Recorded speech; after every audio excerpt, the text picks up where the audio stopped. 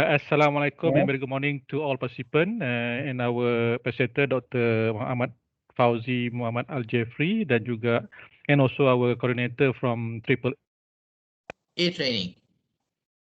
A. To all participants, welcome to Investment Appraisal. This is one of our uh, common functional program lineup for 2021. Okay, this training is meant to give you the overview and objective for you to understand the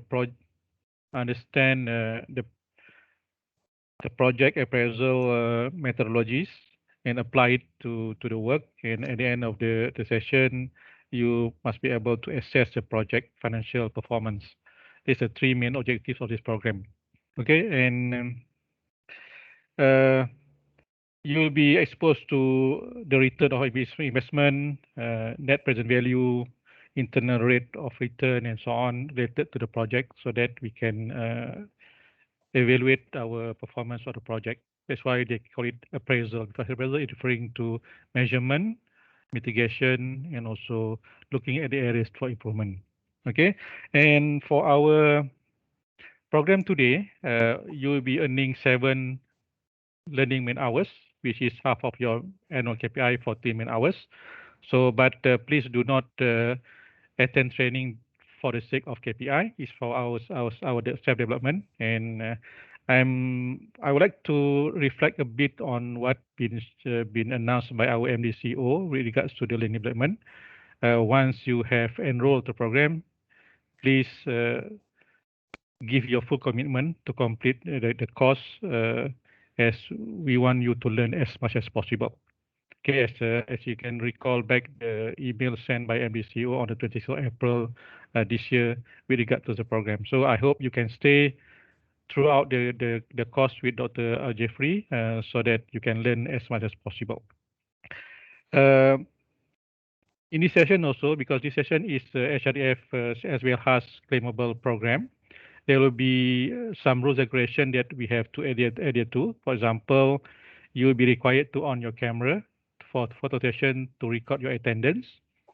And also you have to scan the attendance QR code as regulated by HRF to register the attendance for this program. Okay, and for the break time, I will leave it to Encik Azmi and Dr. Al Jeffrey to set your break time according to the flow of the program. A bit on the background of our facilitator today, Dr. Ahmad Fauzi bin Muhammad Al Jeffrey.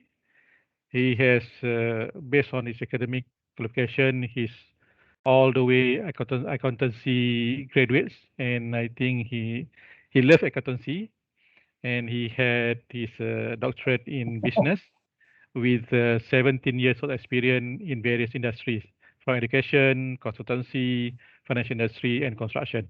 So I hope you can learn a lot from them, and please give your full commitment so that we can learn, we do, and we improve together. With that, I hope this program will give you a lot of knowledge and contribution to the sustainability of the organization. With that, without further ado, I will give the session to Encik Azmi and Dr. Jeffrey. And you proceed with the course. Thank you very much and happy learning, everybody. Okay, thank you very much, Encik Mislan, for inviting us and doing the opening for us. I would like to welcome everybody. Apa khabar? Selamat datang. Assalamualaikum. Waalaikumsalam warahmatullahi wabarakatuh. Okay. Jadi sebelum kita mula, baiklah kita buat foto session kita ya. Jadi minta semua peserta on your video because we want to take your photographs. Okay, please on your microphone. Okay, lagi. On camera, Azmi. On your camera. Okay. On your camera, we want to take a photograph of all of you. Okay.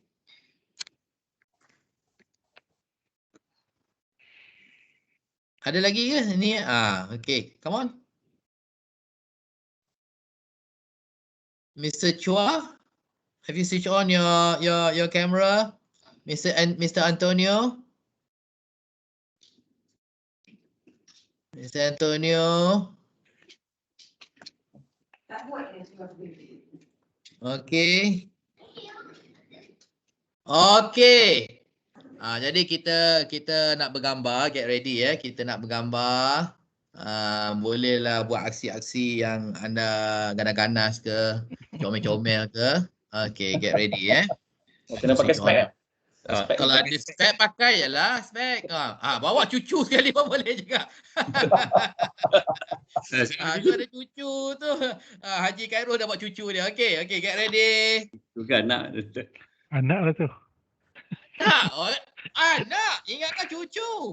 Produktif. Produktif. Anak tu. Oh, anak. Okay.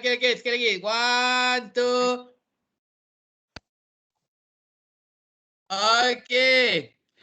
Okay, tuan-tuan dan puan-puan, ladies and gentlemen, the ladies tak? Except for Alisa, okay. We will be with Dr. Jeffrey, yeah. So please call our trainer today, Dr. Jeffrey. His full name is Dr. Ahmad Fauzi Al-Jeffrey, but he prefers everyone to call him Dr. Jeffrey. So you may address him as Dr. Jeffrey. So that Dr. Jeffrey will be leading this course today on appraisal ya. Project appraisal. Alright, investment appraisal. And this is very important because we want to ensure that all our projects and the work we do has a suitable return. Because otherwise we are wasting our time if there's no return, no financial return to the company. Okay, so I would like all of you to switch on your microphone. Please switch on your microphone. Okay, because in order to make this course exciting and fun and engaging, so we need to give a very warm welcome to our trainer. So let me show you how to welcome our trainer today. Switch on the microphones. And when I count 1, 2, 3, I would like all of us together, together to say, yay! Boleh tak? Boleh. Barulah bersemangat trainer kita, Dr. Jeffrey. Okay, get ready. Ni Encik Aziza dah senyum dah. Okay, Encik Khairul. Okay, get ready. Together 1, 2, 3.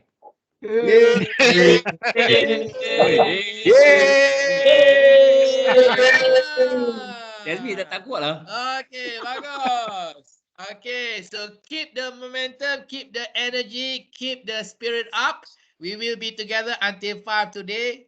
Inshallah, we have a break, morning break at 10:30. We have another break at 12:30, lunch break, and we commence at 2 o'clock, and we have another break at 3:30. Okay, so ladies and gentlemen, I would like to, I will hand over the session to our trainer, Dr. Ahmad Fauzi Al-Jeffrey. Please give him a big round of applause. Dr. Jeffrey. Okay. Thank you, Azmi. Okay, thank you, Azmi. Okay. Yes. Assalamualaikum and very good morning, guys. Okay. Can you hear me? Boleh dengar tak? Boleh tuan.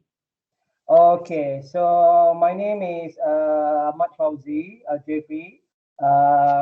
But I prefer to be called, just call me Jeff je senang. Okay, sebab kita bukan dekat universiti. Kalau dekat universiti kena bagi doktor. Tak bagi doktor nanti lecture marah. Okay, because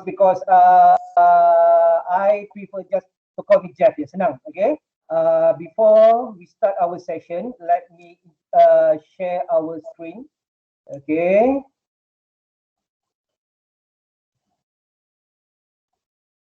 The voice is not very clear. Can you hear? Boleh dengar tak, kelas?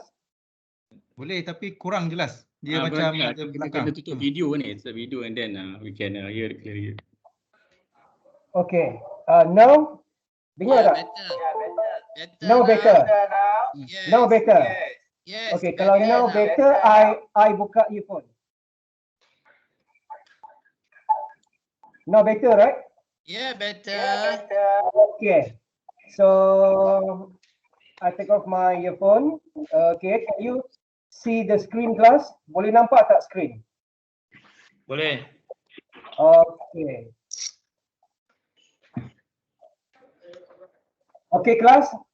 Our training today is on investment appraisal, or the other name called capital budgeting. Some prefer called investment appraisal, some prefer called capital budgeting, and maybe someone else dia nak juga panggil capital expenditure budgeting. Okay, but all of that refer to the same thing, investment appraisal.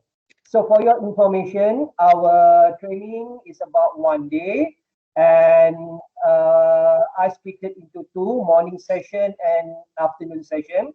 So morning session, we learn the introduction, the concept, principle, what we should do. And then after lunch, we will try to apply, okay, the knowledge, what we learned in the morning for investment appraisal. So we will do together how to analyze case 1, case 2, case 3, because each case might need a different assumption, but the most important, we will apply the same methodology we learn for investment appraisal. Okay. So the training company is AAA Training, belongs to Encik Azmi, and I'm one of the associate trainer for AAA Training. This is my profile. Okay, so in bahasa, okay, boleh dengar tak kelas? Clear tak? Boleh dengar? Boleh dengar, it's just that dia macam bergaung sikit lah. Can hear you. Yeah. In your earphone. Which one nak prefer? Nak pakai earphone balik ke?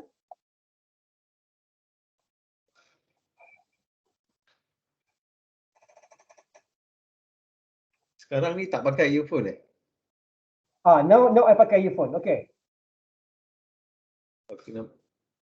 Sama je. Sama je. I think, Doctor, better you wear your headphone because it reduces the audio bouncing between your mic and your speaker. Yeah, correct. Yeah. Mungkin you can put the mic nearer to your mouth. I can't hear. It's better for you to use your earpiece and microphone because it reduces the bouncing of audio from between your speaker and your microphone. Okay. Sebab my headphone tak ada pula.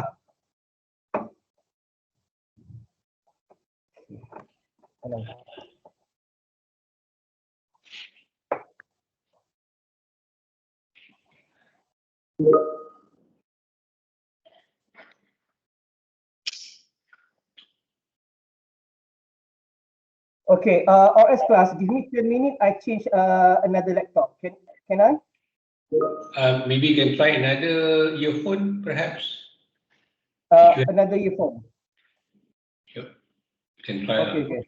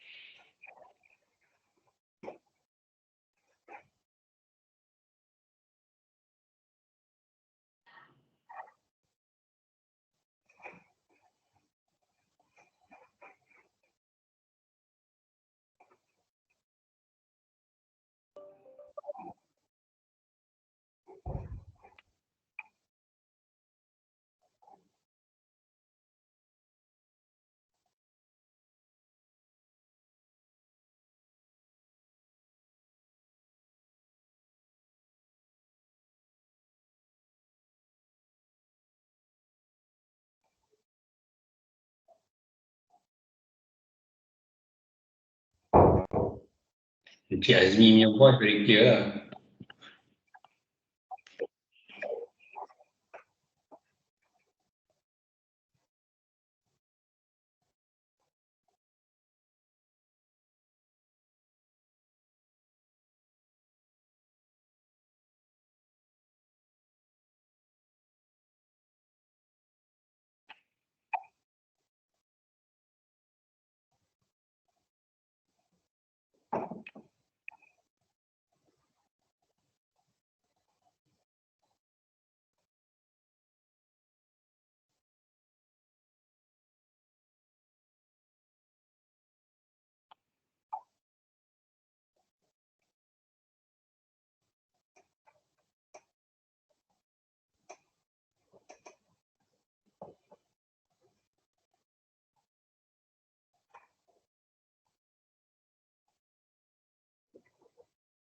Hello? Hello? Yeah, we can hear you, Doctor. Okay, now can? Better? Yes, better. Yeah, very much better. Yeah. Oh, Much better. much better. Much better or much better? Yeah, you can switch on your video juga. I think should be no problem.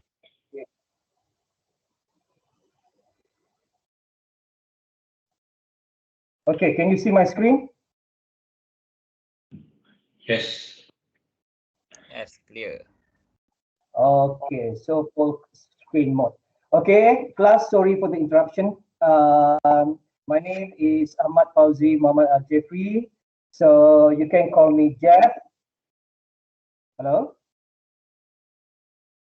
Yep. Listening. Okay.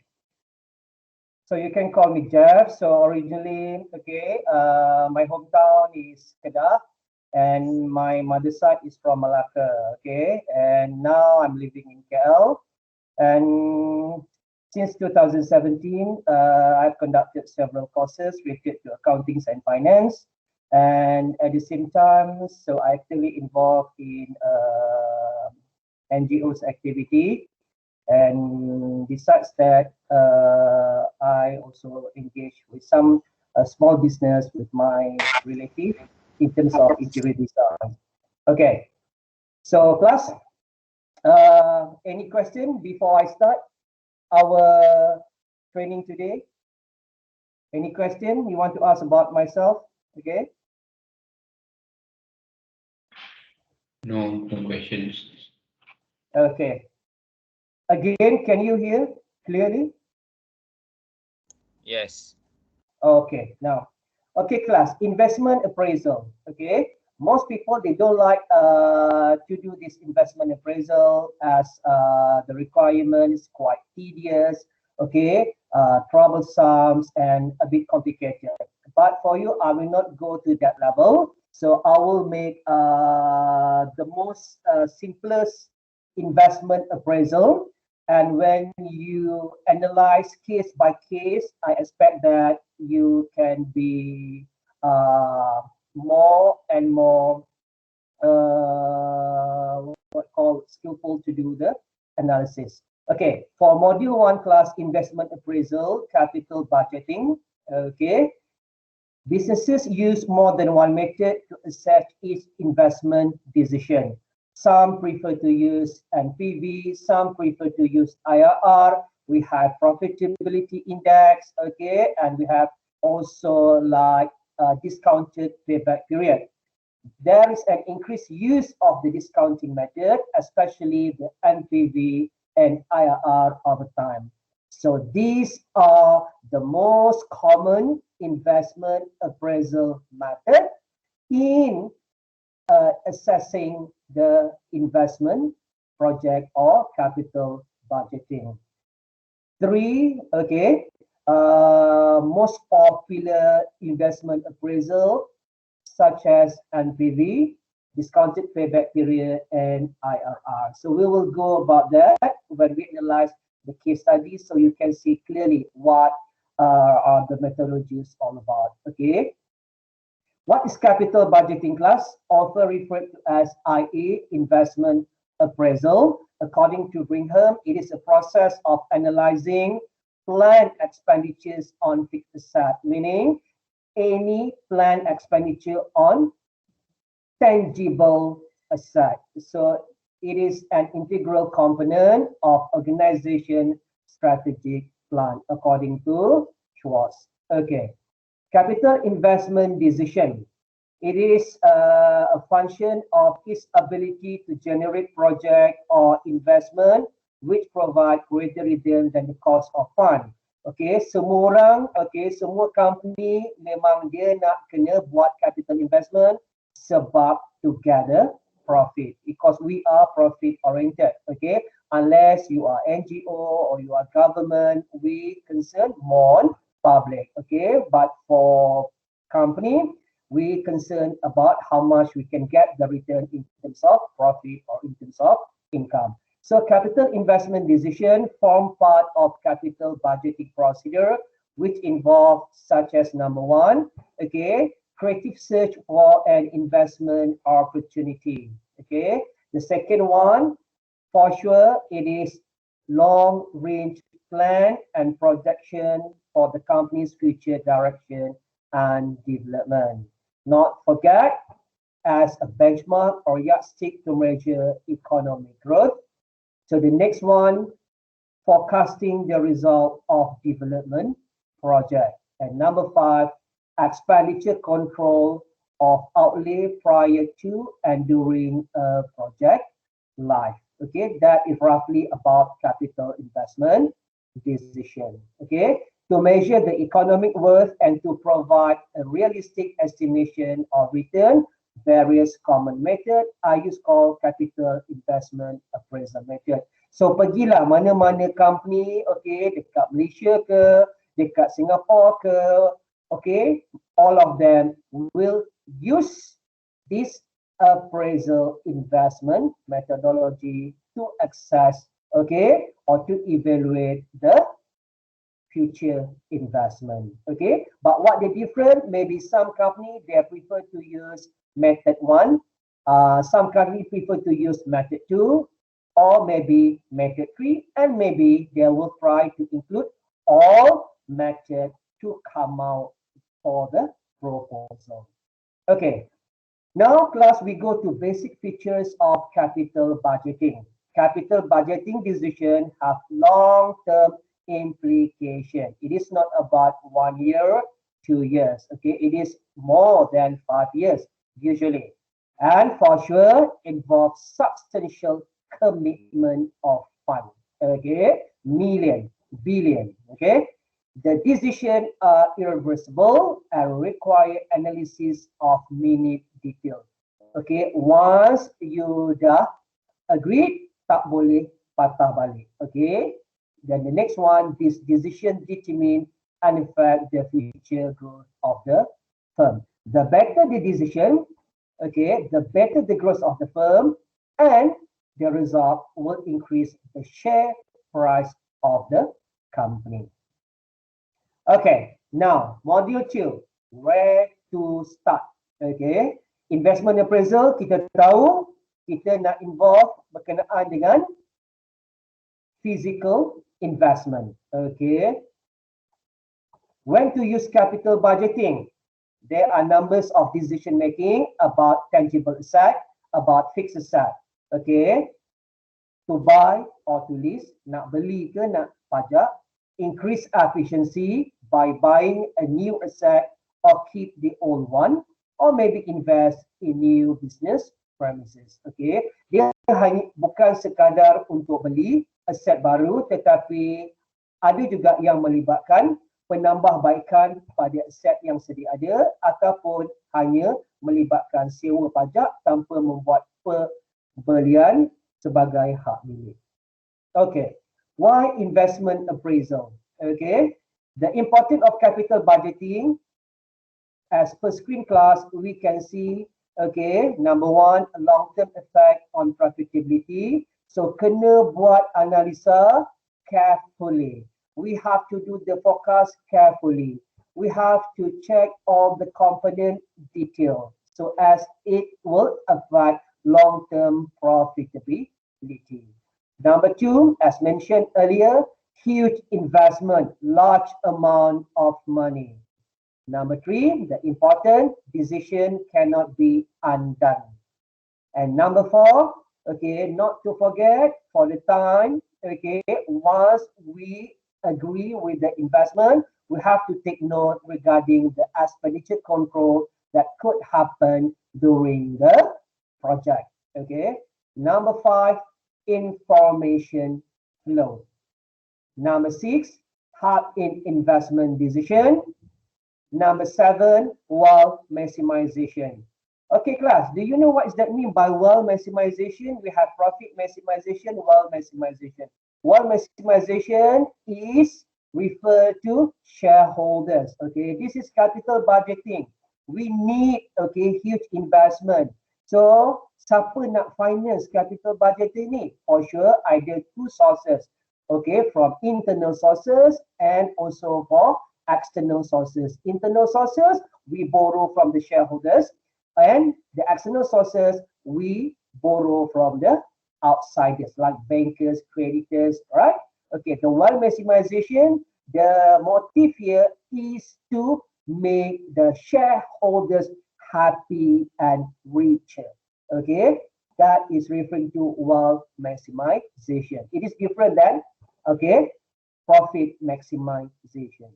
And number 8, risk and uncertainty. Okay. And number 9, complicacies of investment decision. We have to take note. In certain cases, okay, we have to deal with the scenario. And number 10, sometimes the capital budgeting involve nationals important. Okay, this is roughly the 10 importance of capital budgeting. Why? CA, why CB or IA is very important. Okay, process of capital budgeting, process of investment appraisal. Okay, identification of potential investment opportunity, assembling of investment proposal. We have to combine all the information, okay, from the various departments, okay, from the various segments. Then decision making. One, we have completed the analysis and the proposal. Once approved, prepare of capital budget and appropriation. The preparation here, okay, we will determine how much we need from the internal financier and how much we need from the external financier if we need. Then the next one, implementation, and for sure, okay, after the project's approved, okay, we will monitor the performance.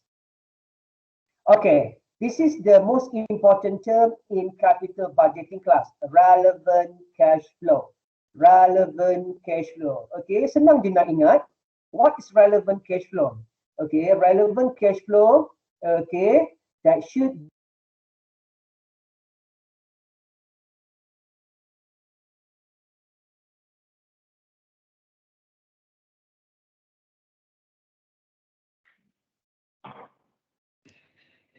Tiba-tiba senyap ni.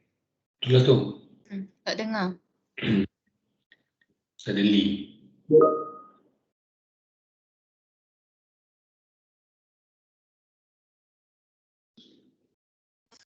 Sebentar sebentar.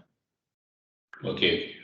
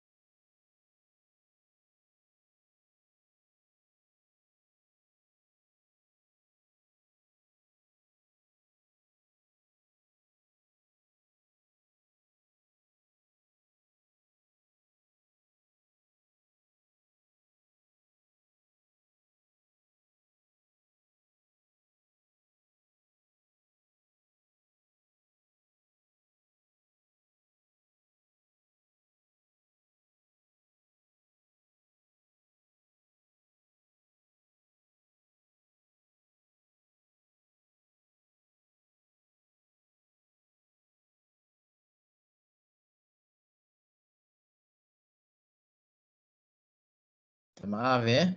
Our apologies, Dr. Al-Jeffrey will be back online in a while. Please be patient.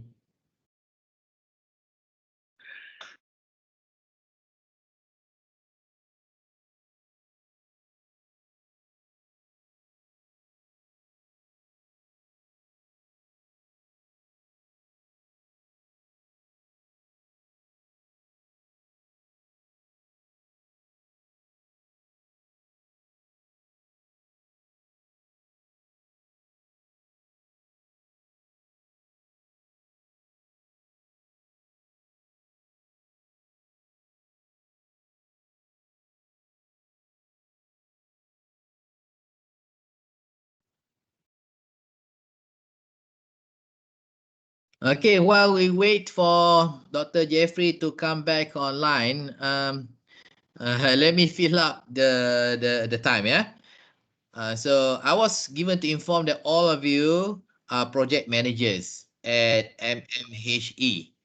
So have you used investment appraisal, any of the investment appraisal technique in the past? And what did you use it for?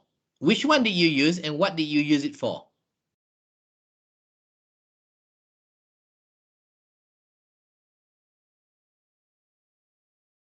Okay.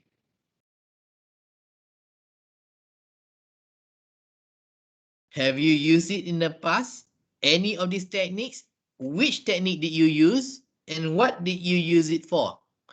Come on. Let's have some sharing here while we wait for Dr. Jeffrey to come back online.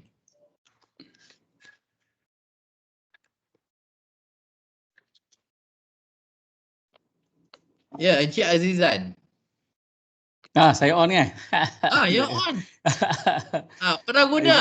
Teknik mana yang digunakan untuk apa? Kalau pernah guna. Well, of course, memang wajib guna lah. We prepare our papers kan to get capex kan. So to get capex ni is a of a concern lah dalam MMHE ni way back 2010 masa we took over pun. MIC lah. MIC pertama took over. So 2005 dulu when they came in. So there's a lot of upbringing of the capex and justification. Justification tu yang selalu saya challenge lah ni Jasmine. Sebab justification ni sometimes kan just taruh je kan. But of course. We get better lah. See, the reason why is because capital is a finite resource. Dia tak boleh, it's not infinite ya. So it must be put to the best use and best return. So that's why we have all this. That's why appraisal is required kan.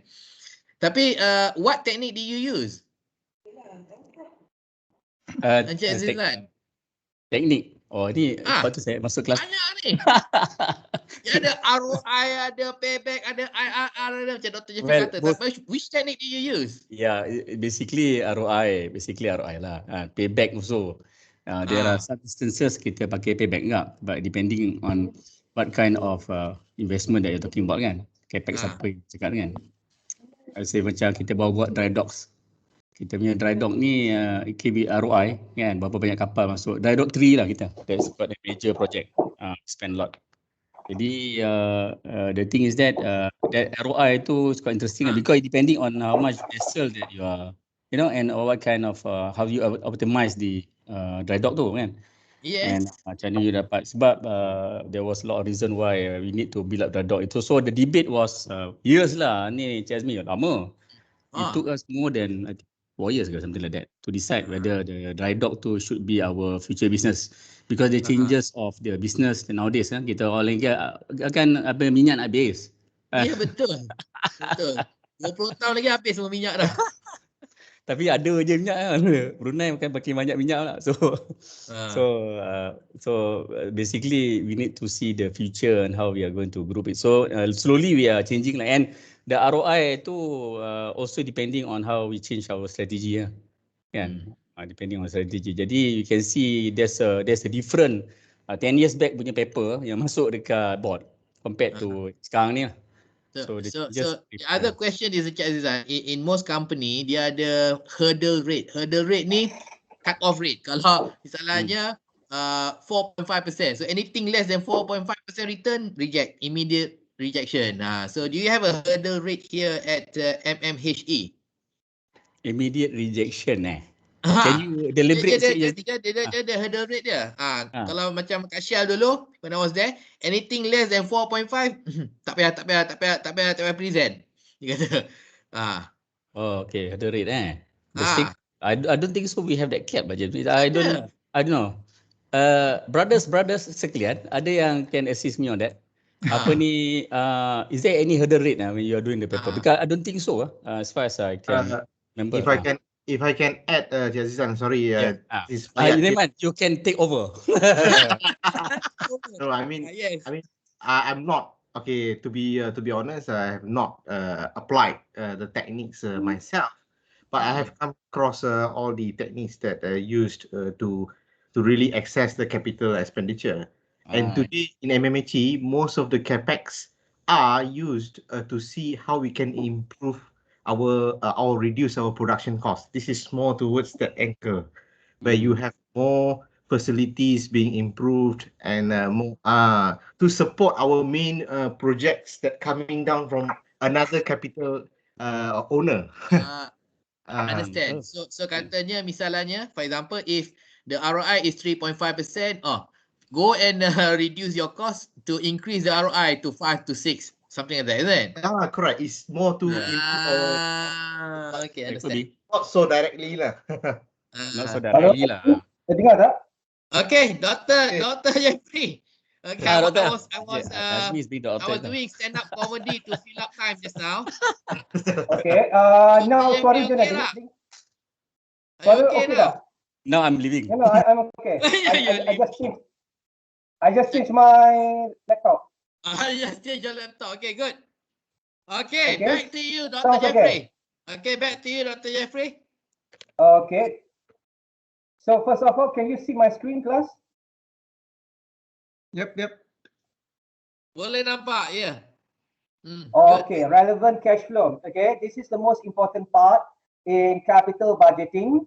Okay, relevant cash flow. What is relevant cash flow? The cash flow that should be included in the capital budgeting analysis are those that will only occur if the project is accepted. Okay, and these cash flow are called incremental cash flow.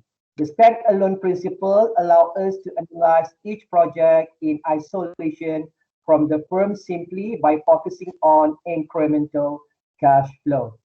Okay, in a given year, the relevant cash flow for a project can be computed from 4 components. Okay, we might have operating cash flow.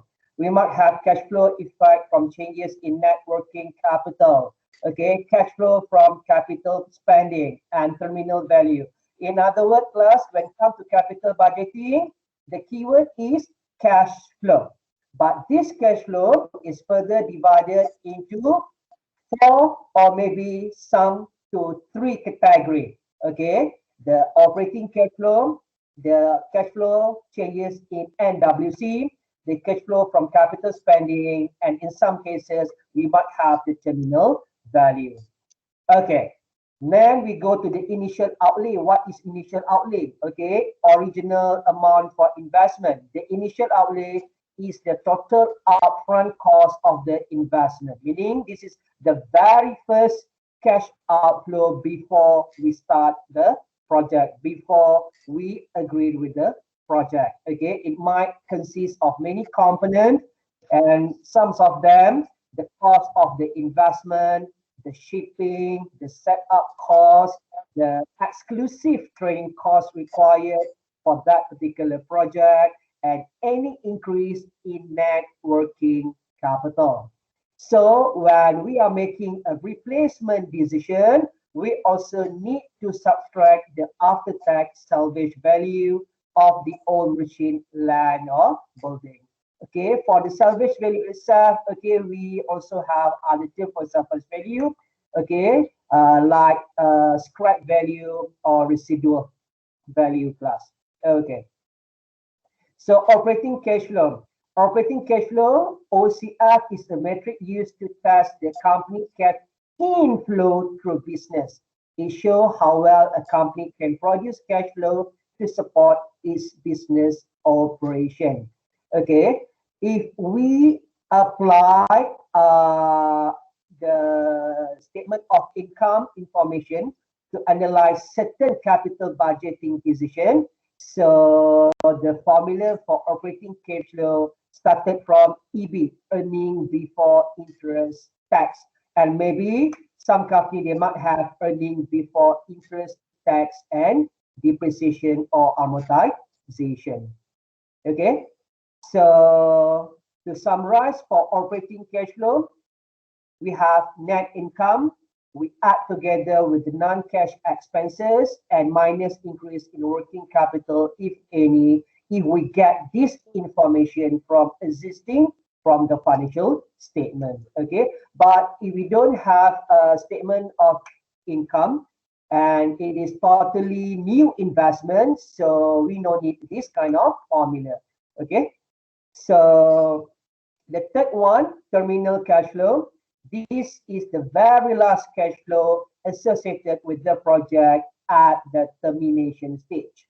So it might include salvage value of the project and any taxable gain or losses associated with the sale of any asset. Okay, so there are three categories of cash flow. We have initial outlay, we have cash inflow or cash outflow during the project, and for sure lastly the terminal cash flow. Okay, now we go to the third one, module 3, investment appraisal technique. Okay, this first investment appraisal technique focusing on non-discounted cash flow. Okay, we have two types of capital budgeting investment appraisal technique. One, discounted cash flow, and the second one, non-discounted cash flow. But let me explain first the very traditional non-discounted cash flow. Okay, so payback period. What is payback period? The time it takes for an investment to pay itself back. In other words, how fast we can recover back our initial investment. For example, if our cash inflow is expected to be 5,000 every year, and at the same time, the IO, the initial outlay or initial investment is 22,500. What is the payback period? We can simply take 22,500 divided by 5,000. So the period will be 4.5 years. Okay. The scenario is because the cash flow even every year. We can straight away divide by 5,000. Okay, if uneven, we need to calculate year by year. So in Excel, we don't have specific formula for payback period. Unlike IRR, unlike NPV, Excel helps us a lot. But for payback period, we have to calculate the NPV, and later on we take it into our formula or our data. Advantages of payback. Yes, everyone loves it. Simple to calculate and easy to understand. No need to adjust the figure. We just take the figure as it is. Screening device of eliminating inappropriate project. Okay, maybe we might use this payback period only for screening because we already know that the project is not totally worthy. But for the sake of documentation, we just prepare the payback period. Okay, and it is biased towards short-term project as it tends to minimize financial business risk.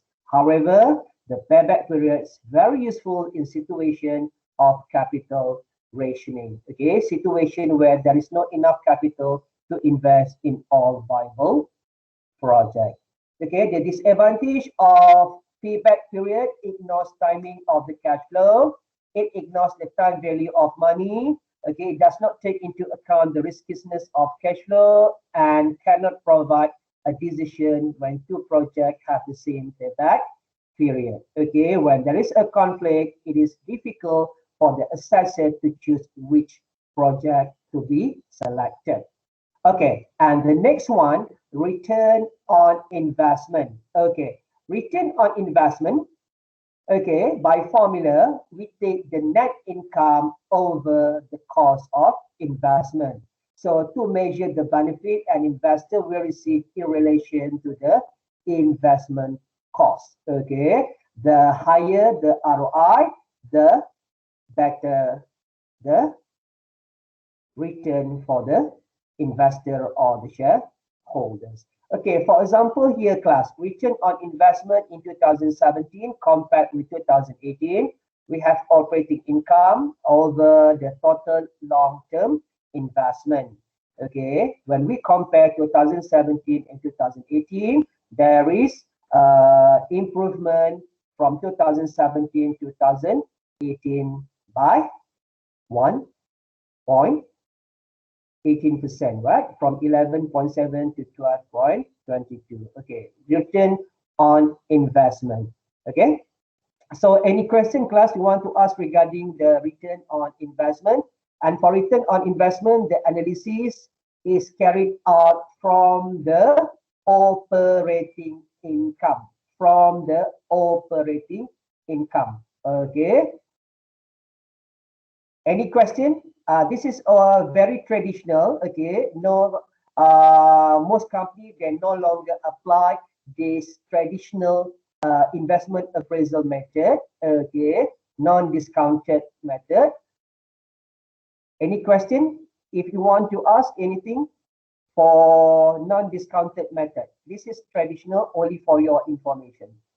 Okay, now we go to module 4, investment appraisal technique, focusing on discounted cash flow. Okay, class. Which valuation method is the most accurate? So the answer is discounted cash flow because it is the most precise. We are talking about cash is the king. So DCF, okay, explain what is meant by cash is the king. Okay, so from the discounted method, we have net present value. We also have the IRR, internal rate of return. So NPV aim to work how much a project is worth in today's money by discounting expected future cash flow. So NPV takes into account the TVOM, okay?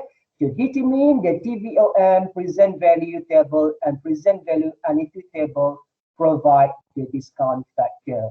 So it is unfair for us to evaluate the business by comparing the accumulated cash flow and the today investment. So by applying net present value, we will bring all the future figures of the futures inflow into one single time, which is today. Okay, class. From your side, okay, so how you do your NPV? How you do your NPV? You use table, you use formula, or you use Excel? Or which Excel, which method you use for Excel? Hello, class?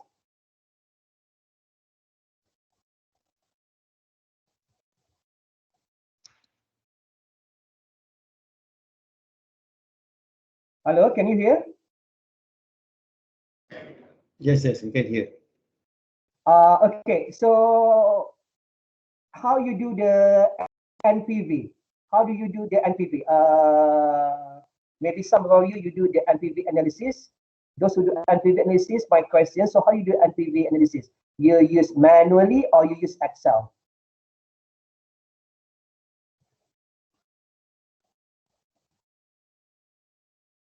Or no idea how to calculate the NPV, class?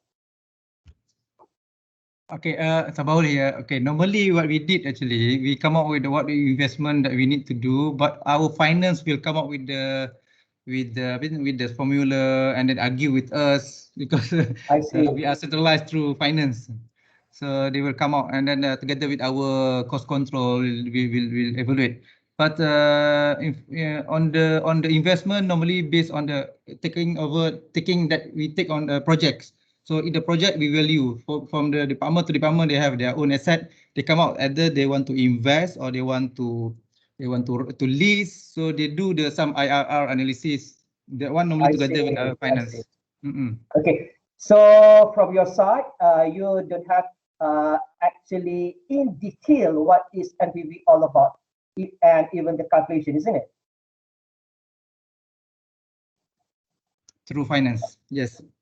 Oh, everything. Okay. So now I get it. Okay. So we will do together for NPV from case study. At least you can get some exposure how it is calculated. Actually, it is not difficult. Okay. For college student or for university student, that will take about half day to do the calculation.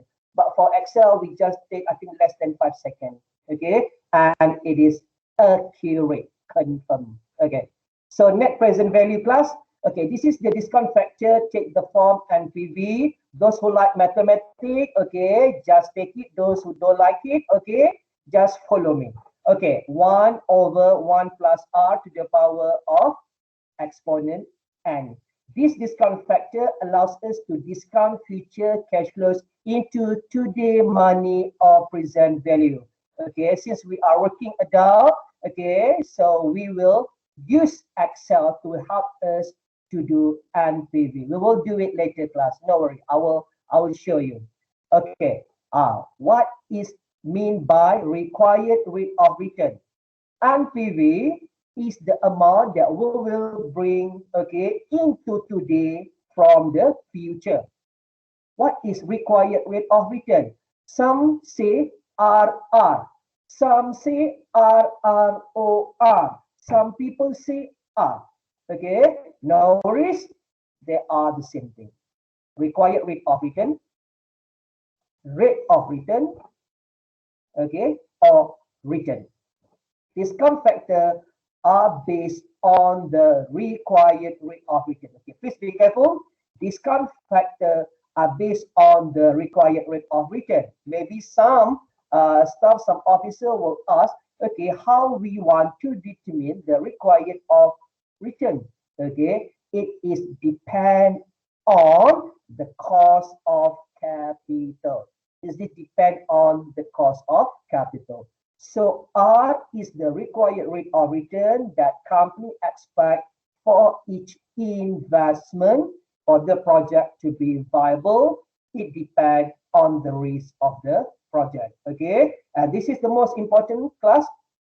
Rate of return is also called cost of capital, COC. I understand that some finance officer they might use this term simultaneously. Sometimes they use rate of return, sometimes they use cost of capital.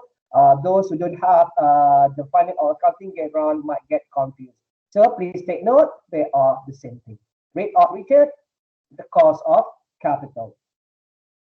Okay, this is the traditional class, discount factor table. Okay, let's say that we go to 1% class. We go to 1% here as per my screen. Okay, if we have 1 ringgit today, 1 ringgit class, if we have 1 ringgit today, so our value is 1 ringgit today. But if we want to bring the value for 1 ringgit, okay, when the cost of capital is 1%, the value of 1 ringgit today is only worth 99 cents. But if the cost of capital is 2%, okay, the today value is only 98 cents. Okay, when the cost of capital or the discount factor is 3%, the $1 that we will receive at the end of the year only worth 97 cents. Okay, and because of this discounted method, we concern about cash is the king. We want to get the cash as fast as possible because the value is better when we get the money as soon as possible. Okay, this is traditional. Okay, we can refer to discount factor table.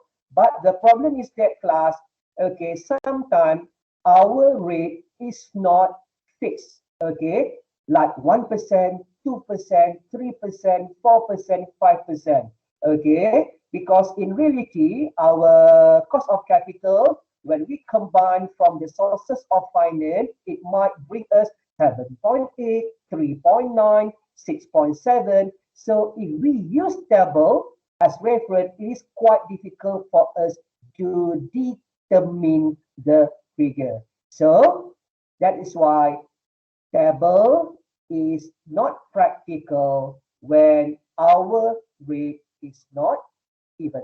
Okay.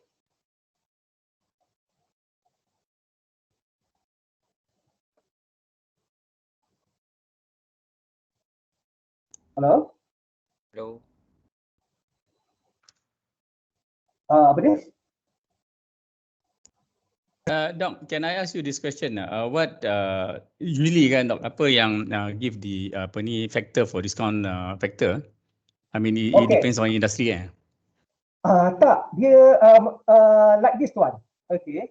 Discount so you can hear me, nah? Right, tuan? Can. This time is clear. I think your new laptop tu bagus. Kena beli yang Okay, Apple no, Macintosh. Because at the same time, Azmi is calling me. So I thought that ada problem. Okay, now discount factor ni banyak orang confused. Discount factor is determined from the cost of capital. Is determined from the cost of capital. Okay. Kalau bank tu kata okay 10%, so 10% is one of the cost of capital component. So if we get the money from the shareholders, in other words, if we borrow the money from the shareholders, for sure somehow we want to pay, okay, the shareholder some return. But the return, it is not called interest. The return is called dividend. That is also the cost of capital for us, okay. When we borrow from the bank, it is return. When we borrow from the shareholder, it is also return for them. When we combine these two elements, it will bring us the cost of capital. Get it, Tuan? Hello? So depending on what kind of method you are getting your source lah kan. So if you kalau kita ambil daripada shareholder, ambil dia punya paid up capital, then you have to combine both lah basically kan. So to cater for that. Yes, okay. It is based on how much we promise to the shareholders, or maybe in some cases how much we have to pay to the creditors or the bankers. It is not like we just put the figure that we like, no.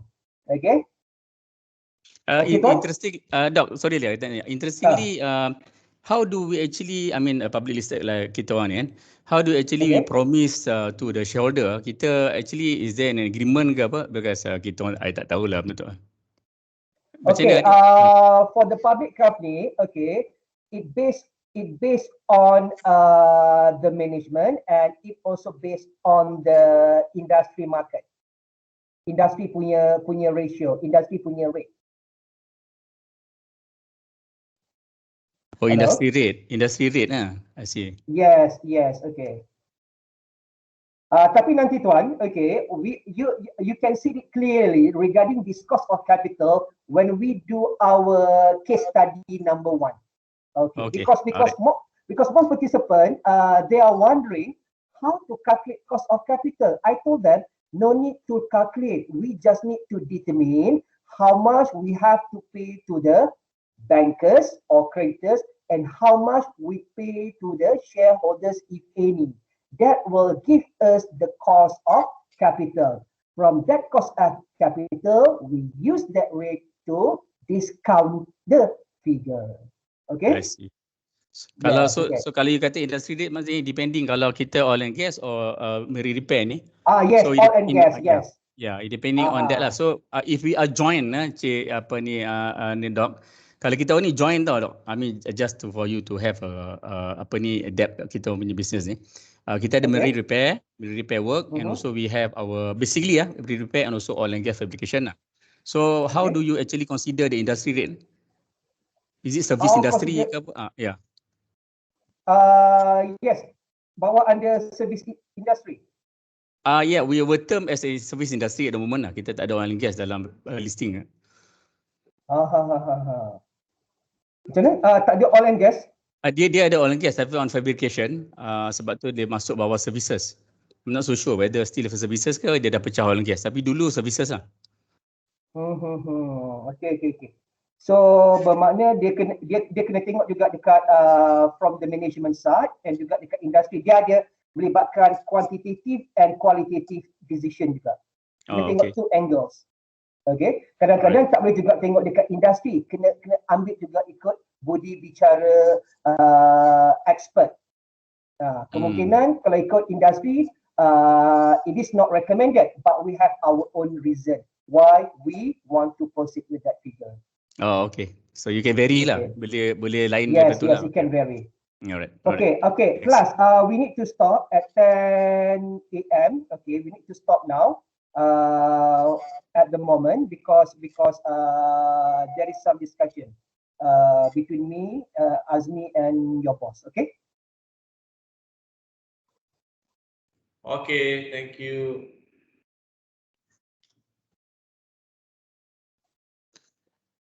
Tak sempat ambil belajar ni. Tak apa, kita break kejap. Sia-sia kita break sampai 10.20. Okay, alright. Okay, so boleh bancuh kopi, boleh bancuh teh dan sebagainya. Tarap, tinggal tarap.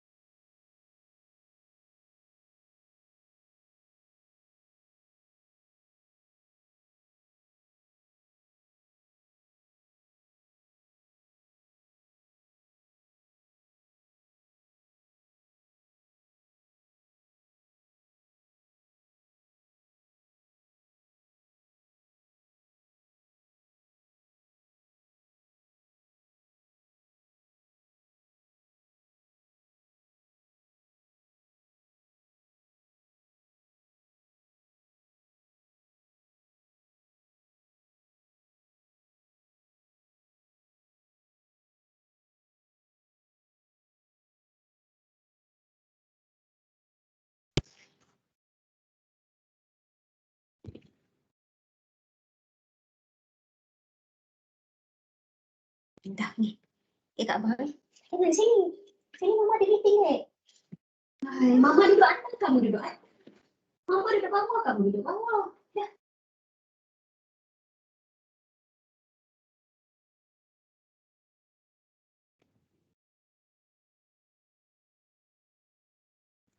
Jangan marah anak Rosni. Tak baik.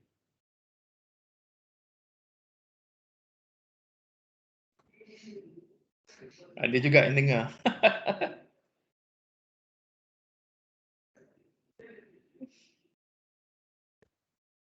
Amru, you banyak belajar dulu IRR lah, apa tu benda NPV lah, semua tak pakai. Masa kos-kos dulu. Ni banyak untuk aset ni. Itulah, masa I duduk dekat commissioning dulu nak beli aset je, IRR kena letak, tapi finance bagi tahu berapa rate nak kena masuk, berapa semua finance, tapi finance yang delete. Kita cuma masukkan je apa-apa figure yang dia nak. Yalah. Dengan duk pening ni macam mana nak kurang hutang-hutang lama ni tak habis lagi. Nak kosongkan je. Yang untuk projek ke untuk mana? Untuk aset? Untuk asset division lah. Ada yang aset yang dah lupus tapi IR tak return lagi.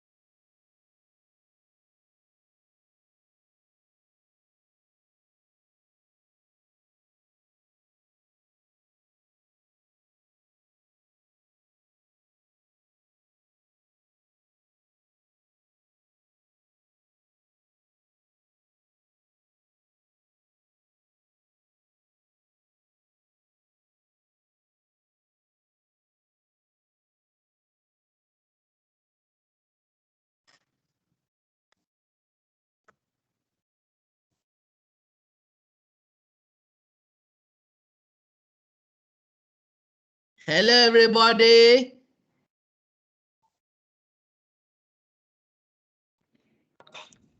Hello. Hello. Okay, Yes. welcome back. Okay, time now 10:32. Welcome back to our session, our morning session. We're still halfway in the morning session, so we will continue until 12:30 roundabout. Yeah. Okay. So, ladies and gentlemen, welcome back to this session. Now, before we continue with the lecture, okay, with the sharing by Dr. Jeffrey. Yeah. So I would like to organize a forum, yeah, a discussion forum to enable all of you to share and also to ask questions. This is how we make our session today more relevant and more engaging to all of you. We're going to increase the level of engagement in our session today. Now, this is not a webinar. The difference between training and a webinar is where in a webinar, everybody listen, the trainer will speak for 7 hours. No engagement at all. That's a webinar. And we have like 100, 200 participants, audience listening. Okay, that's a webinar. But this is not a webinar. This is a training session. So in a training session, it's different. Yeah, we need two-way communication. We need engagement. So we need you to speak. We need you to ask questions and sometimes answer questions. And more importantly, you also need you to share your experience. Yeah, because all of you are project managers, and this sharing can be an avenue for you to learn from each other. And I'm going to facilitate this. Okay. So how do we make this more engaging? Now, how do we make this more engaging? Very simple. So I would like all of you to please switch on your camera. How to be engaging if you don't switch on your camera? So meet us halfway. Switch on your camera semua. On your camera. Okay, on your camera. Then we can see each other. Then we have communication. See, I can see Mr. Sasidaran there. Mr. Sabahul Ahmad, Katigesu, Junaidi, Jason. Yeah, Cik Khairul, Muhammad Junaidi. Okay, well done. Okay, on your camera. Okay, very good. This is what we like. All right. Now, firstly, investment appraisal. Now, why do we need investment appraisal? Now, we need to appraise all our investment because in our organization and all the organizations in the world, capital is a finite resource. We don't have unlimited capital. So capital is a finite resource. Let's say you have 1 million ringgit. So what are you going to do with your 1 million ringgit? Are you going to invest in a new project? Are you going to build a new dock? Are you going to buy a new compressor? What are you going to do? Okay, with that 1 million ringgit, in order for you to give the highest return, to get the highest return for that 1 million ringgit. Example, yeah. Why is that? Why is the highest return important? We must remember that we are not using our own fund. We are borrowing our fund from the shareholders. Okay, so if the shareholders, the norm for the average norm for the oil and gas industry service companies, okay, to get dividend of, let's say, 7% per annum. So anything less than 7% per annum dividend that they're expecting will mean that they will sell the shares and buy another oil and gas company. Maybe sell the shares in MISC or MMHE Berhad, and then buy shares in Sapura, Ace, I don't know. Okay. So what happens when they sell shares? When they sell shares, the value of our shares will go down, will depreciate, right? So that is why it is very important that we maximize, because we are borrowing money. We borrow money from our shareholders. So that's the first thing. Second thing, we also borrow money from our bankers. We borrow money from our bankers. So if the interest rate is 4%, so if we don't optimize this and we invest in a project that gives us 3% per annum, then we are going to top up another 1%. So money from where? So that's going to be you are making losses actually, yeah. So that is why, because capital is finite, we need to learn how to use appraisal techniques so that we can give the highest return to our shareholders, as well as a return that is higher than the interest rate that we are paying to our banks, our financiers. Yeah. So that's why we are here today. All right. But I understand that all of you are senior managers with many years of experience. However, most of you will have engineering background.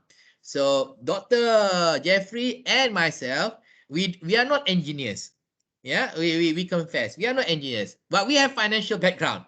Okay, and we have some engineering experience, yeah, engineering manufacturing experience. But we are not engineers. So we have to meet halfway. Okay, so let us complement your already deep knowledge on engineering. So you complement this with some financial knowledge, yeah, financial expertise. So an engineer who has very strong financial background will be a very professional and highly sought after manager. Okay. We all need to go beyond your engineering skills already. The higher you are, the more important financial literacy and financial skills are. Right. So, ladies and gentlemen, let us start now our forum session. Now, what investment appraisal techniques have you used to appraise your investments and your projects and your proposals? Apa teknik yang anda selalu gunakan? IRR? Adakah anda menggunakan do you use IRR? Do you use payback period? Do you use ROI? Simple ROI? Which one? Which technique do you use normally when you propose investment in a new project, or when you propose to purchase a new equipment? So what technique do you use? Come on. I think to start with, Cik Azmi, first of all, I think the first question could be who from this group of people has involved in appraisal preparation. Aku boleh bagi tu. Because kita mungkin pegang plan aja, we just execute aja kan. I mean, I can be very straightforward. Throughout my experience in MMHE, I have not prepared one myself, but I have come across reviewing appraisals. Okay. Only based on so I think many of us here, maybe some of you, yes, prepared, but some only come into the process halfway. They come into a review process as a key stakeholder. They have to make sure that they are endorsing something that they really understood, and they are making a recommendation to the management. So I think okay. So the question should be, among us today in this session, who has any experience preparing investment proposals? Okay, macam tu dulu yes, macam tu dulu. Okay. Okay, Cik Cairo Fendi kot. Cik Cairo looks like very senior manager. So what about you, Cik Cairo? Have you any experience? Ya, di sini tu empat tua ke? Nampak macam sini lah. Empat tua kan? Yes. Macam Cik Cairo? Umur muda lagi tu, Azmi. Okay. Lagi tu. Umur muda. Tu tadi pegang anak tu, nampak dia. Saya ingatkan cucu punya pegang anak. Bagus tu. Okay. Actually, kalau on this investment apa ni, kita pun just involve on supporting aja. Technical kira background, so taklah really involve directly lah. Pasal yang banyak buat ni selalu team finance lah. Then they get ada supporting from the other department, myself from the HSC point of view. Then I give on the technical punya appraiser lah. Macam tu. Okay. Maybe can I share lah? Yes. Siapa nak share ni? Sabahul here. Sabahul lah. Sabahul. So basically, during when I in the yard previously, when I need to, I think we need to invest on the building, testing commissioning building. So take me 10 MC paper, 10 MC presentation to get approval of that investment. Why? Why 10? Kenapa sampai 10? 9. Because 9. Almost 9. Huh? 9. 9 eh? Ah, So why? because the investment they're asking, okay, how much the investment? Okay, I put it around 3 million ringgit in terms of the investment of the building, the capex, the facilities. Then they say that what is the return from that? How long the return? IRR, how long it take to return back the investment of 3 million? So on the capex, if I say that, okay, if I rent out, this is the cost. Need to go another office, this is the cost. Invest this amount, so at least we can reduce this cost, and then within I think 6 years to get the investment return back into investment. So I have to come out. I need to present to understand. I think by the time I understand what is IRR, what is the investment, one lot of things. Okay, betul. So you kata tadi you want to make a building kan? Yeah. Yep. Building kan. So the comparison is when you have your own building, if you don't have your own building, then you will spend money renting. Something like that. Even though we have like that, that but so we consider like you spend renting money lah. renting kan. So you need to compare. If you don't have your own building, you will spend this much money renting a building elsewhere. Yep. Okay. However, if you have your own building, then you save on the rental. Yeah, you save rental. But when you have your own building, then you need to pay expenses, maintenance, bumbung bocor, electricity, water, and so on, right? OPEX, we call it OPEX. OPEX. Yeah, so it's CAPEX, the building itself, the investment, and then the OPEX, right? So then you need to compare which is better. If you say, oh, this is way too expensive, cheaper to rent the building, so they say rent the building. Yeah. Why make a building? Why own a building? Just rent it. So finance is like that, yeah. Right. So that is a good example. Tapi I want to know why do you need to present for 9 times? Why 9 times? What was the problem there? The first time, the second time, the third time? Basically, because the first thing the investment, and second thing the operator of because we want to build the calibration lab. That's not only the building, but it's a lab, calibration lab. Okay. Calibration lab. So the operator of the lab either to do our in-house people or to hire like SIRIM, something the operator like who have the accredited certificate. Yes. So when present, we say that okay, we will hire. Then the management asking, you can sustain the people. We are not expertise on that. Okay, then I have to evaluate few operator like SIRIM, and then evaluate back. Then few argument I say that until I present the paper on the SIRIM on who else. Then why you not do ourselves? Go back to the earlier. So few round and then I think we make the right decision by the time lah. Okay. So it was not based on Jasmine. Dia tak based on the rental lah basically. Dia tak. Okay. So mula-mula building aja. So you comparing building dengan rental. Lepas tu what is the building used for? Okay. For calibration and testing. So we are going to do ourselves. So need to add that element also. Compare the cost of running your own show, your own team, calibrating and so on, dengan use SIRIM lah, apa semua. And then you also need to buy equipment. Kan? X-ray equipment lah, non-destructive testing equipment and all those things kan. So you need to buy equipment. So all this you need to factor in now. So and then you add on it. This is what we call project creep lah kan. Mula brief dia lain kan. Lepas tu bila pergi ada satu idea. Kan? Satu idea. But the building is still there, but just matter of either we operate ourselves using our own asset, or meaning the investment another asset, or we ask operator to run, and then if they are not enough, they can go back to their HQ only instead of that's the argument during the meeting with the MC member lah. Yalah, tapi benda ni we can break up to smaller packages lah kan. The first package the building itself. The second package is whether you want to send calibration to third party SIRIM or you do the calibration yourself. So the cost of calibration dengan internal cost of calibration kan. Lepas tu ada lagi mungkin dia tak tanya apa kata kita buat untuk orang lain juga kan. Dia kan. So why don't we also become a provider?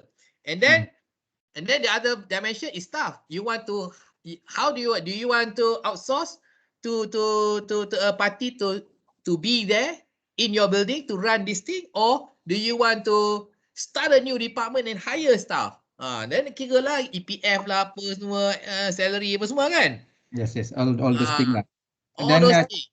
And then I think every year we also need to invest on the capex. So the capex very straightforward lah. The equipment, either we buy the equipment or how frequent you use the equipment, either we buy or we lease to others. If the period is just shorter, maybe we lease, something like that lah. So there are some agreement together with MC members every year for capex. We understand that, yeah. But the problem has always been like this sebenarnya. Problem dia when we prepare a investment proposal paper, so we have finance people coming in to do the finances. We have the engineering people coming in to help with the engineering numbers. Tapi selalu apa jadi? Engineering kata tak faham lah. I don't understand all these finance people ni calculation tak apa benda dia minta lah, dia tanya lah. You don't understand their calculation. Lepas tu finance kata apa? We don't understand what work engineering is going to do there. Ini kerja apa ni? So, finance don't understand engineering. Engineering don't understand finance. So, how do we improve this situation? Macam itik dengan ayam kan? So, how do we improve this? So, finance need to learn something about engineering, maintenance and so on. And engineering people also need to learn about finance. Okay, engineering people also need to learn finance. Right? Actually, which is easier? If you ask me, finance, learn engineering, very difficult actually. But engineering, learn finance, easier. It's so much easier for engineering people to learn a little bit of finance. Yeah, but it's more difficult for finance people to learn engineering. Kalau kita tanya finance people, kan, trigonometry pun tak tahu. Kan? Okay, the formula to find the area of a circle pun tak tahu juga. So that's very difficult because all these are engineering techniques. Okay, so they don't know.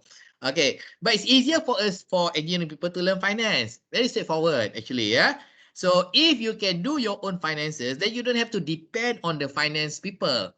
Okay, and you can point out to them. Contohnya, sometimes these finance people they may use an interest rate or discount rate which is way too high. Kita tak tahu because we are not financial literate. Tapi kalau kita tahu finance, then we can point out to them, memanglah you kata project kita making losses. Look at your discount rate. Your discount rate is way too high. Oh, kita tunjuk diorang. Kan?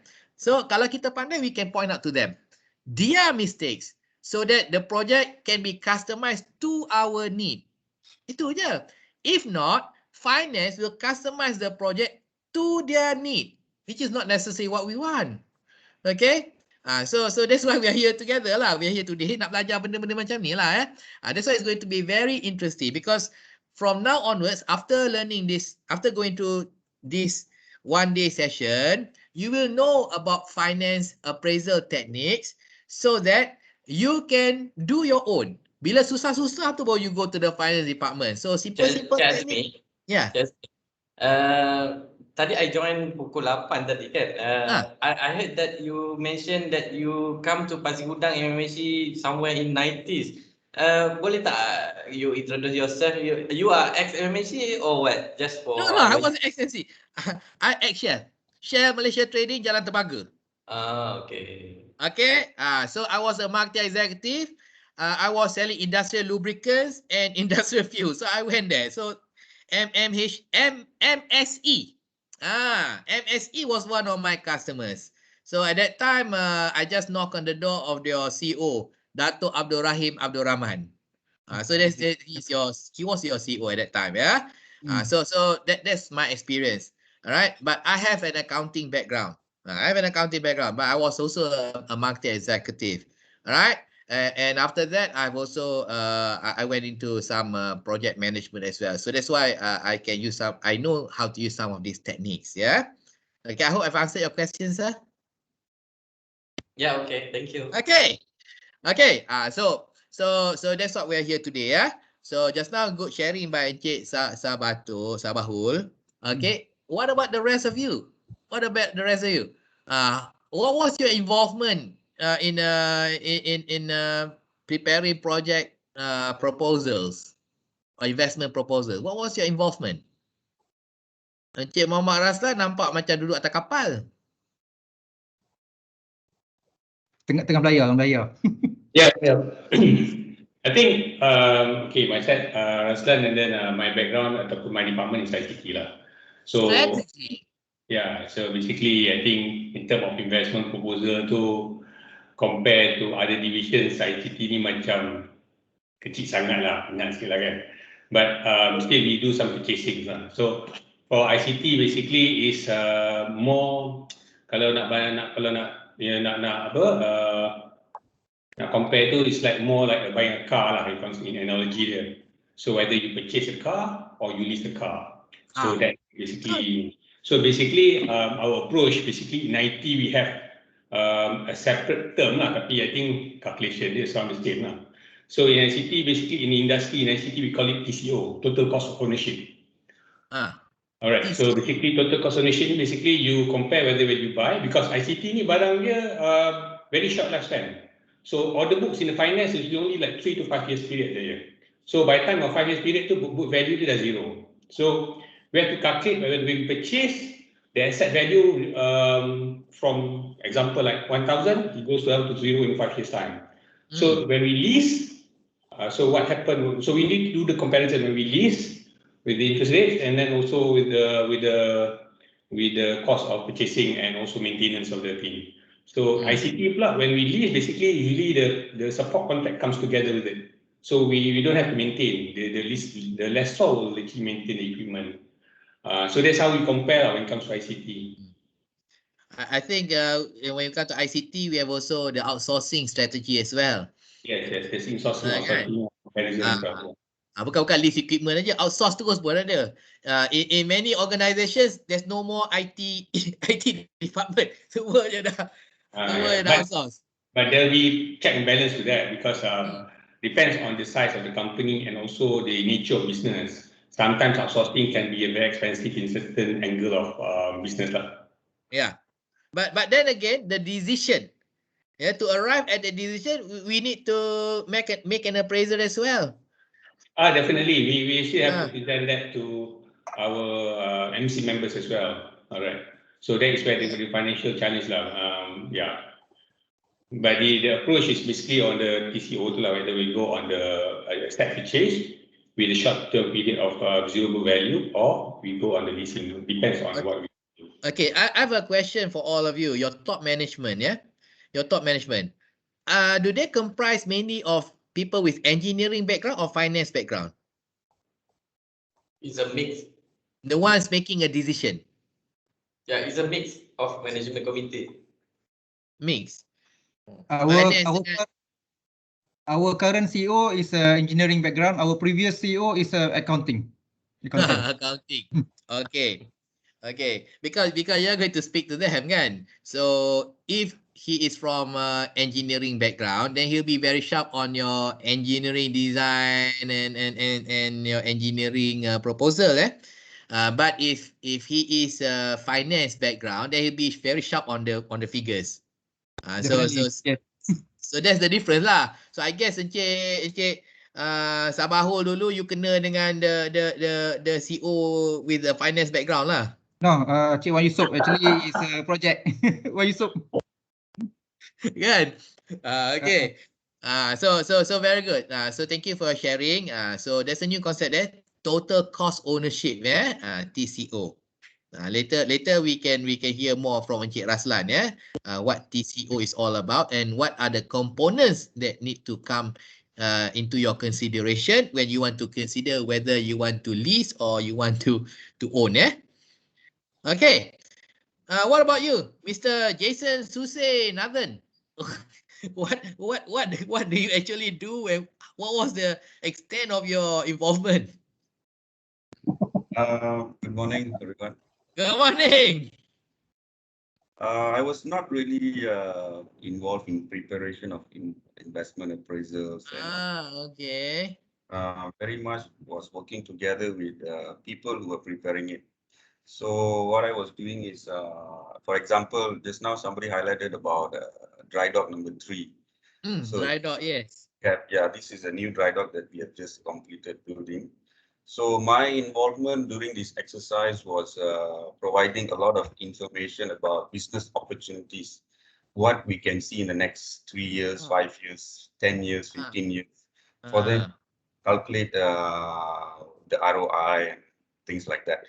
So, but unfortunately, I didn't get an opportunity to see how they calculated, what are they calculating, and what was presented and approved and so on. Okay. So, very limited involvement on this specific topic. That's why I'm curious to know and learn. Okay. Okay, very good. So you are looking into the business opportunities for the dry docks. So when they were planning to build a new dry dock, so they'll ask you what are the opportunities. Yeah. What is your projection? Projection of business coming to the dry dock in the next 10 years and so on. Yeah. But very simple question here, just to test your financial knowledge. Yeah. Let's say you have two projects, worth 100 million. So project A, 100 million today. Project B, 100 million 10 years from now. So which is more valuable? I think, if I'm not wrong, today. Why? You think you're not wrong, but why do you think that you're not wrong? Why do you say today is more valuable than the 100 million 10 years from now? Why? I don't know. I just made a guess. You just made a guess. Okay. This is basic finance. This is yeah. This is basic. Present value versus future value. Okay. The reason is, okay, 100 million today is worth more than 100 million in 10 years time because there is an erosion in value due to interest and due to what do you call that, inflation. Okay. So next time don't say I think lah. It's not nothing to think. Definite answer. But you also need to know why, because people may ask you why. This is very basic in finance. Okay. So 100 million today is worth more than 100 million in 10 years time because of erosion in value due to inflation.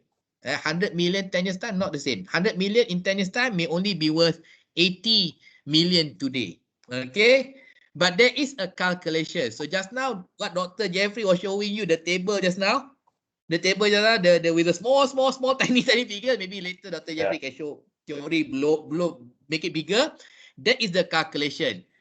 So for example, if it says there in the table 0. You look at the table 0.8. So that 0.8 in 10 years time is 0.8. The factor is 0.8. So what do? 100 million times 0.8. Oh, the value today is 80 million. Okay. Yeah. Right. So and you have a lot of numbers in between. Okay. So there are other that we can simulate that later. Okay. But that's the most basic idea now.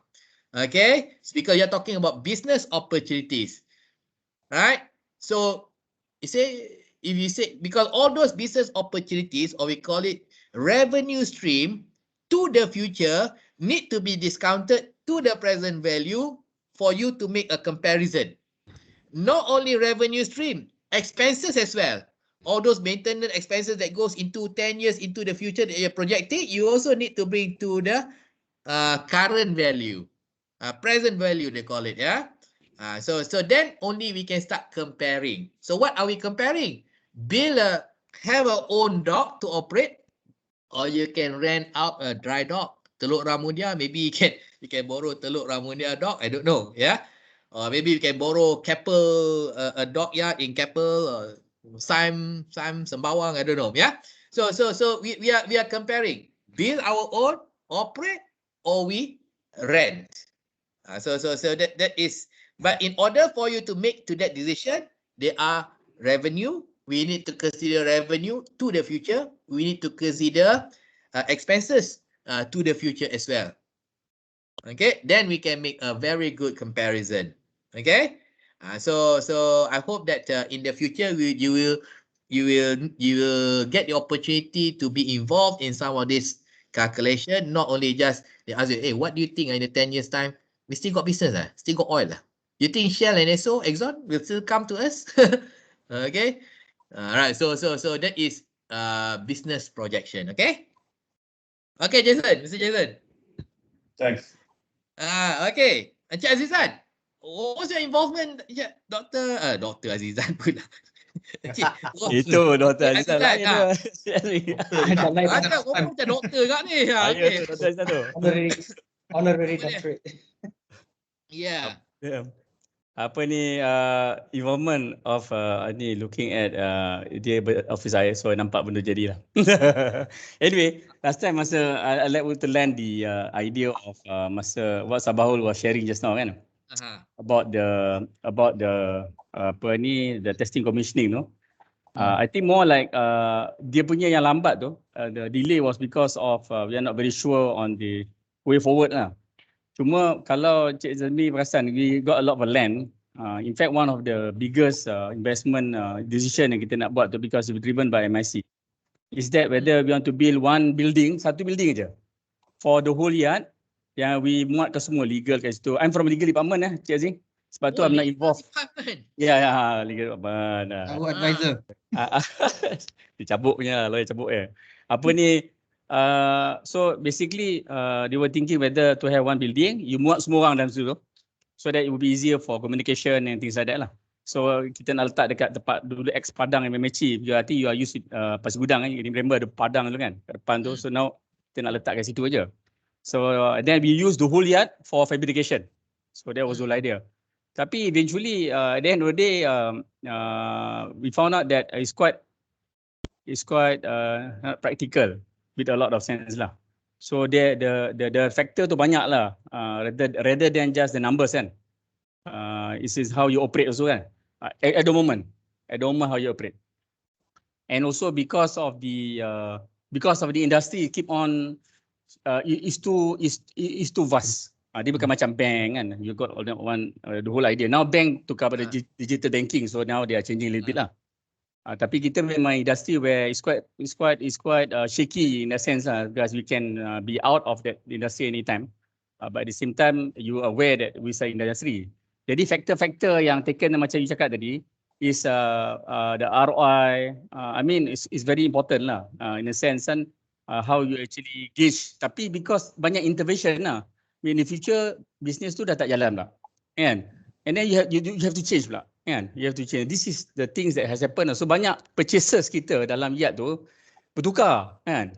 Dulu kita spend a lot for some of the things, then kita buat workshop lah banyak because we want to go for inland punya work. So this is the factors that ganggu kita punya apa nak ROI dulu kan. Yeah, just sharing. Okay. Very good sharing Encik Azizan. Okay, a few things which I have understood from what you have shared just now. So sometimes it's not just figures you're saying. Sometimes it's not just figures. Other things come in play as well into the consideration. Okay, the figures are just secondary. Like for example, do you want to house everybody, all the departments in one building, or do you want to spread them over several buildings? Kan? Okay. So that one is a decision that needs to be made as well. So if, for example, you believe that we need to house is better, that we put everybody in one single building for operational purpose and for operational as well as for communication purpose, better to be in one single building than spread out over the whole yard. Then the boss will say, okay, they say massage the numbers so that the proposal to put everybody in one single building will look good. So dia kata macam tu kan. Jadi bukan kita masuk ke nombor-nombor tu kan. Because boss want this decision. So the in my experience that this also, which one comes first? The decision comes first or the appraisal comes first? We have a question from Encik Wan. Yeah. His hands up. Assalamualaikum. Salam, Cik Azmi ataupun doktor lah. I'm Wanta from Marine Operation. Okay. I just nak tanya lah, macam when we talking about good return on investment, okay, generally generally how many percent per year yang kita boleh estimate that is a good return on investment? The first question. And then does it does it different, can we differentiate between a different sector ataupun macam kalau oil and gas lain, kalau manufacturing lain ke macam mana, ataupun can we based on our own historical average yang kita buat, do we have any percentage yang can apa tu, maksudnya can satisfy us lah, this is a good return on investment. Itu je question. Thank you. Okay, thank you very much. I will answer the first part. The second part, I will give it to Dr. Jeffrey to answer. Yeah. Okay. So the first part is this. The first part, kita kena, because MMHE is a public listed company, right? Yep. It's a public listed company. Okay. So the most important stakeholder here will be your shareholders. So what are shareholders looking for? Wealth maximization, yang macam Dr. Jeffrey kata lah. So it can come in two ways. Increase in share value and dividend. Okay, increase in share value and dividend. So if they are happy with the increase in share value and dividend more than ASB, for example, then they will continue to keep the shares. If it is lower than ASB or tabung haji return, may as well put in tabung haji or put in ASB. Understand this? That's simple comparison lah, simple comparison. Okay, but if someone is interested to invest in the oil and gas industry, then they will compare against other oil and gas industry in the service sector, for example. Okay, so what is a suitable rate that the shareholders are expecting? I have no idea, but you should know this. You should know this because you are in this industry. Encik Azizan, what was the dividend? What was the dividend which you returned to your shareholders last year? MMHE, berapa? It's so small. Yelah, berapa? I tak ingat berapa dah. Puan Wanza. Well, Hello? Ya. Puan Wanza, okay. So for the return itself, usually kita tak ada standard, okay. It is basically based on industry. But kita boleh juga guna rule of thumb. Kalau kita guna rule of thumb, biasanya, okay, the return should be at least double than the interest rate that we pay to creditors or bankers. The higher it is, double of the interest rate. At least double than the interest rate from the borrowing. That is yang paling simple lah. But we suggesting the higher the better. Anyhow, different industry has different ROI, different ROC. Yes. Tapi kalau kata you nak guna ikut from past performance company yang mana memang even better or superior above the industry, that is excellent. Proceed, tak ada apa masalah. Oh, okay. It seems macam logik jugalah doktor, because bila I tengok the historical, normally I tengok juga average. Kalau tengok average in the market, normal market average biasanya dalam 7-8%. Yes. Macam it's a good return on investment lah. Lepas tu kalau tengok on our interest rate pun, kalau I double up the interest rate on borrowings tu, it seems that between that range lah, walaupun that all that's why I'm thinking, does it sama untuk the other industry ke, ataupun sebab I cuma nampak yang company kita oil and gas kan. Apa ni, our dividend apa ni, CSB, just for info, kita ada 4 kali kita bayar. 2018 kita bayar 3 sen aja. And then 2012 dan 2013 tu, after kita listing tu, we paid only 10 sen. There's another 5 sen in 2014. So basically, if I were to answer to you, because kita punya majority shareholder is MIC, so MIC drive the figures lah. Okay. They have their own calculation on that. So that's one on dividend. Okay. So maybe MMHE is not known in the as a counter that gives regular dividends every year. So your counter will not be of interest to people who are seeking for dividend payments. Okay. But return on investment is not only through the dividend, but also from the appreciation of the share prices, of the share price. So have you seen a regular increase in the share price? We seen the lowest of the share price. So dia macam ni macam ni. Macam tu. Macam ni. Okay, bagus. Bukanlah bagus. But the thing is, sekarang, how do you compare with your peers? Dia kena compare dengan peers juga. So who are your peers? Siapa lagi yang ada, yang Teluk Ramunia kot? Aku tak tahu lah siapa lah. Yang ada, yang provide this kind of service. Ada tak? Sapura lah yang sama. The nearest is Tabung Haji. Sapura ni because dia ada banyak dulu kencana lah, tapi sebab dia ada banyak segmen compared to MMHE, dia it's not purely a fabricator yard lah. So kalau nak kata kita sama betul is Tabung Haji. So kita siapa who will drive the market sentiment? Market analyst. Jadi market analyst dia boleh tengok tu, dia kata underperform, overperform. Kan? Okay. Jadi dia akan tengoklah benda ni. Dia kata apa tu business booking lah, apa semua lah for the next 5 years lah, apa semua yang you all disclose tu lah kan. Lepas tu dia keluar, okay, underperform, habis. Kan? Kan dia kata overperform, maksudnya buy signal lah, banyak orang beli kan. Ya. Okay, cuma dekat Malaysia ni kita tak adalah banyak sangat based on these fundamentals. Nasib baik lah. Kenapa? Kalau based on these fundamentals, banyak company jadi penny shares. Penny shares ni saham 15 sen, 20 sen.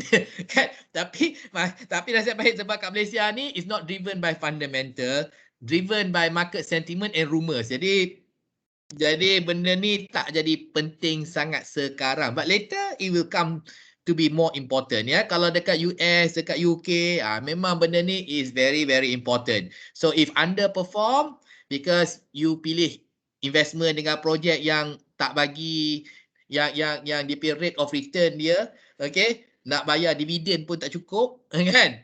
So the price will drop and why? Because people sell. People don't want to keep. Okay? Kan? Jadi benda-benda ni will become more important in the future, kan? Tapi as a rule of thumb, betul macam Dr. Jeffrey kata tadi, it's good that you invest in projects, invest in projects and investments that give twice return over your interest, kan? Ya. Okay, twice over your interest. Jadi kalau interest rate you 4%, then you should get something like 8%, right? Something like 8%. So that is a good rule of thumb, ya. Jadi comparison ni macam-macam. You can compare with your peers. Compare with peers, Kencana ataupun ACE. You can compare in the same sector, oil and gas sector, termasuk dengan chemical, Petronas Chemical, termasuk dengan gas Malaysia. Or you can compare against the whole dengan everyone else pun boleh juga. Pergilah compare dengan apa tu Top Glove dan sebagainya, kan. Jadi Top Glove lagi banyak menguntungkan, lagi banyak untung. So people will buy more Top Glove and less of MMHE. So it depends, ya. So there are many things to compare, okay.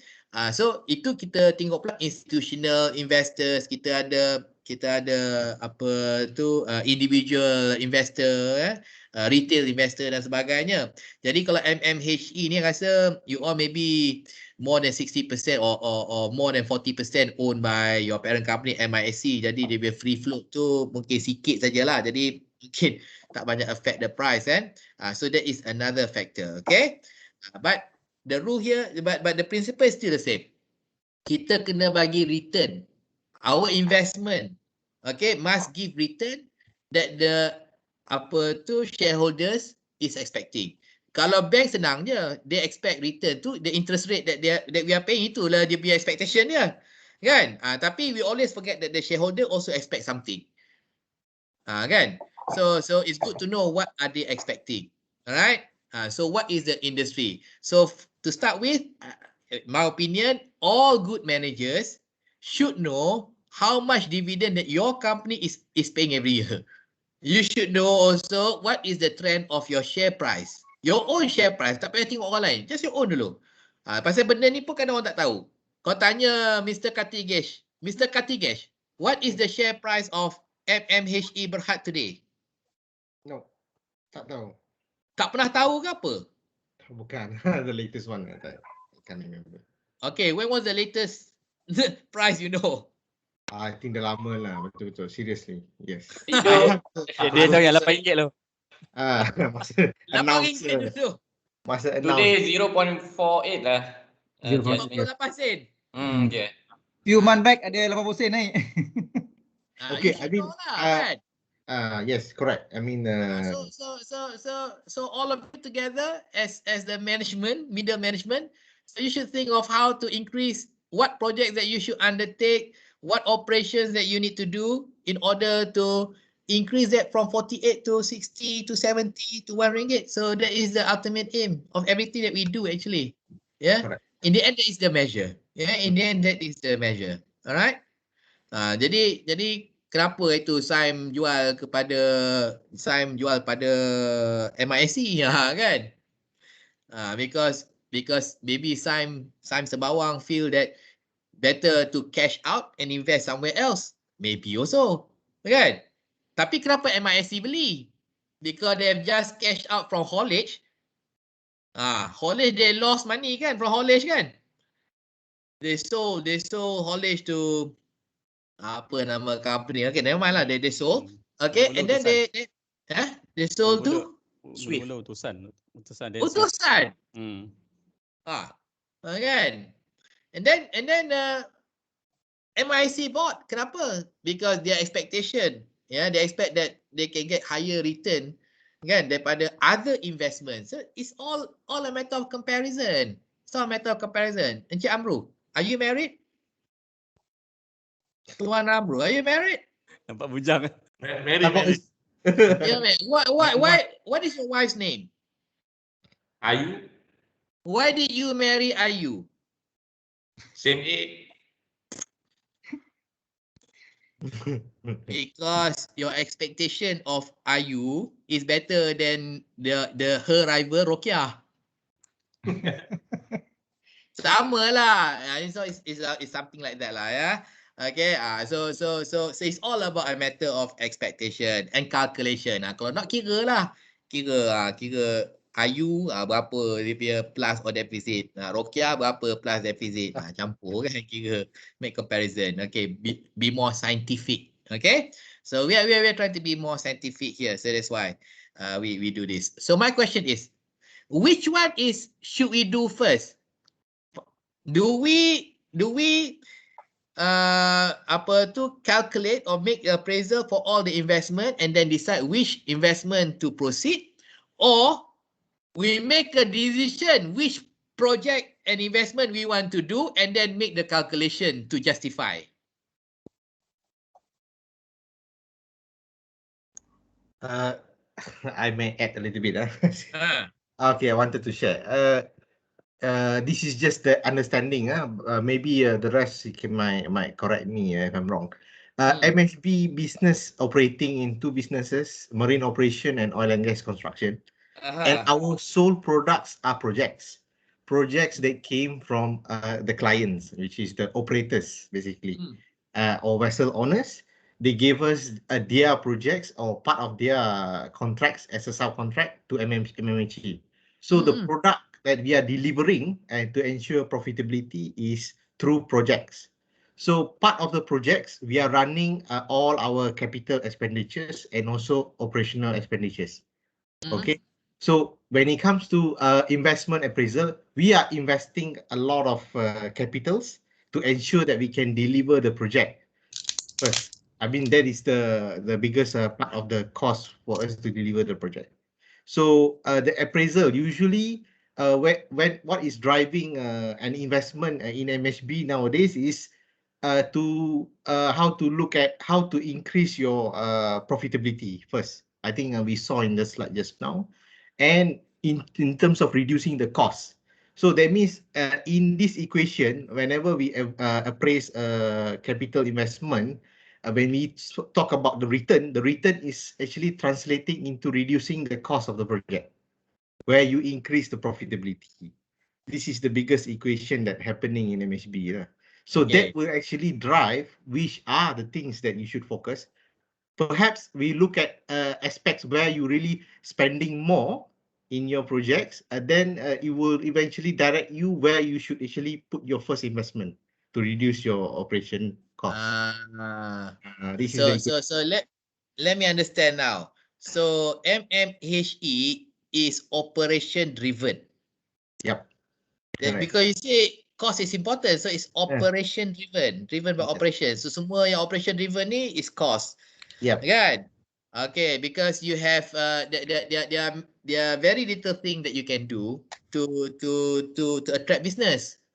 So it's difficult to get the business kan, but whatever business that you get, you want to perah habis-habis to get the maximum profit. And how do you do that? By reducing the cost. So all your investment is actually investment on cost reduction, yeah? Correct, yeah. Investment on cost reduction. Okay, investment on cost reduction. Okay. So now we are getting clear now. So your consideration is what kind of investments that you can undertake to reduce cost. Bukannya return but to reduce cost. So the lower the cost, the better. Correct. The return is in the form of cost reduction. The return, okay. Okay. So the ROI is actually the byproduct of all your calculation. In fact, it's not the main criteria here. The bigger the saving, the better, yeah? Yeah, correct. Okay. Absolute saving, or are you talking about percentage saving? I think in the long run, it's a percentage saving. Absolute, because we have a lot of projects running concurrently. So we are looking at aspects that can give you a continuous growth in terms of making a better performance. It should be in terms of percentage lah, because absolute means 10% of 10 million saving of 100 million is 10%. Kan? But 2 million saving of 5 million investment, that is 40%. Correct. First of all, for every projects, we have we have estimated the gross margin for each project. The gross margin is basically taking care of all the overheads, all the cost of the company, production costs, as well as all the warranties and so on. I mean, all the obligations. So the gross margin is basically defining at the level that minimum that you should acquire to meet whatever board's expectation. That is the first benchmark. After, if you can really improve the gross margin, more capital or cost reduction can be achieved on each project, will actually eventually improve your profitability, as well as all the investment that you have done to the company are seeing some full return of investment, basically. Okay, macam mana Dr. Jeffrey? Would you think that is a good strategy, Dr. Jeffrey? Not really. Sebab we need to concern regarding the revenue and the cost as well. So we can adjust accordingly the revenue time by time and the cost time by time, even though we do the projection for next 10 years, next 20 years. Yep. And not maybe Amru can share further on marine operations, but in heavy engineering, we look at the oil and gas markets.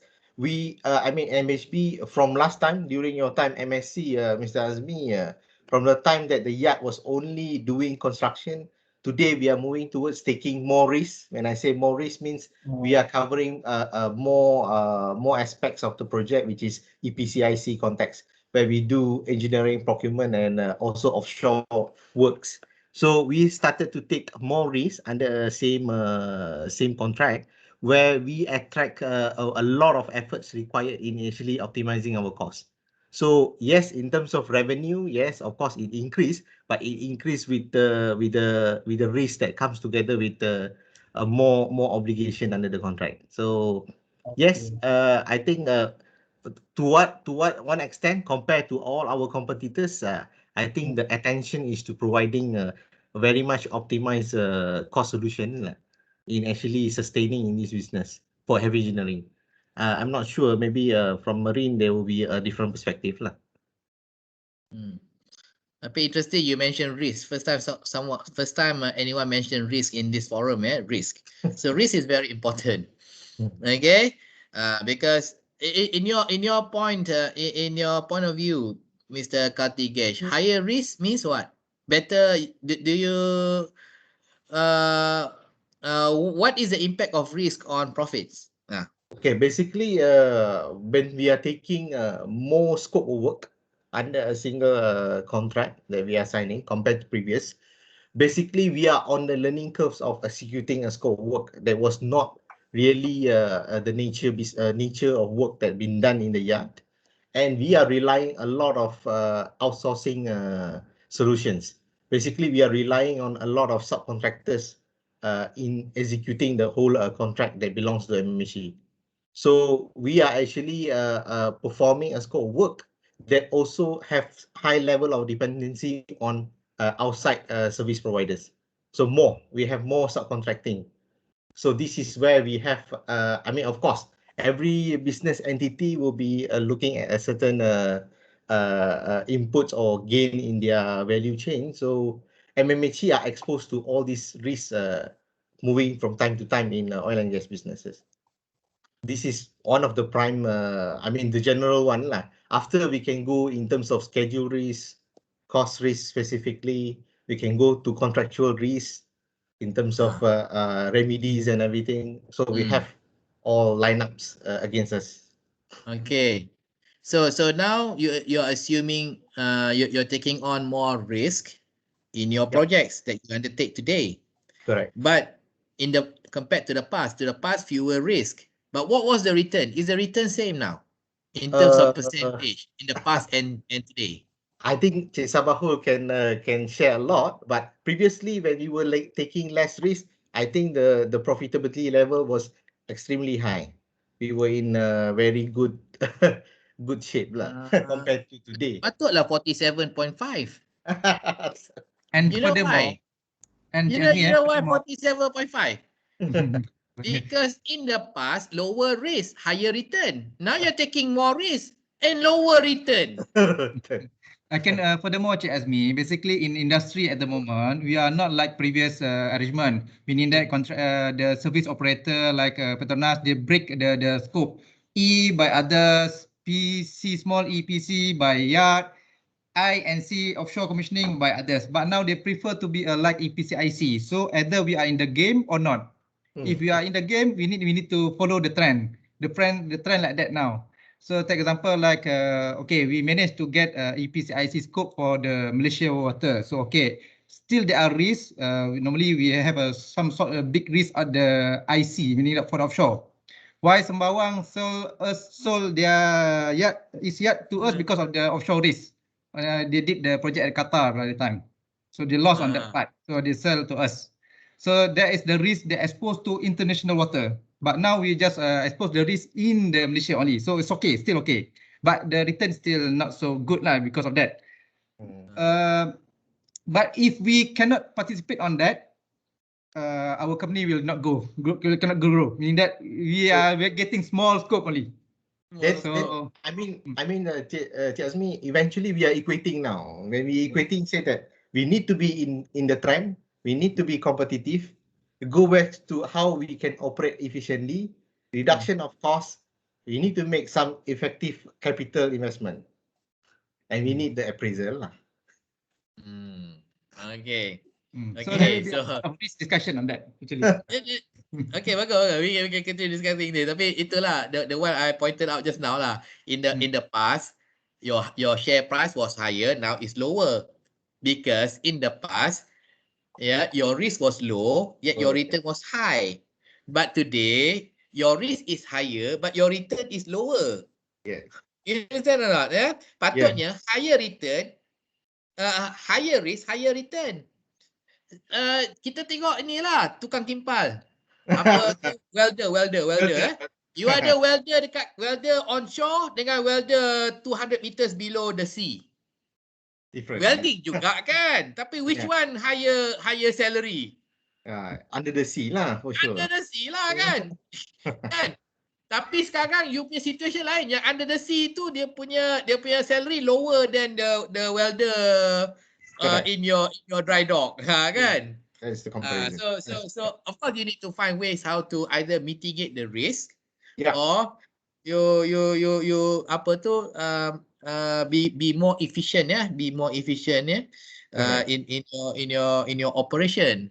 Right, so therefore your investment in automation, your investment in outsourcing, your all this will require very good very good technique in calculating in calculating and appraising all these investments. Simple je contohnya. You want to buy compressor, 2 compressor model. So you need to make a comparison which compressor do you want to buy. Betul tak? Yeah. And another aspect that the yard is also looking at is also based on the experience that we have encountered for 40 years, what are the in-house solutions that we really can do? I mean, again, compared with whatever outsourced strategy that we have been adapting before this.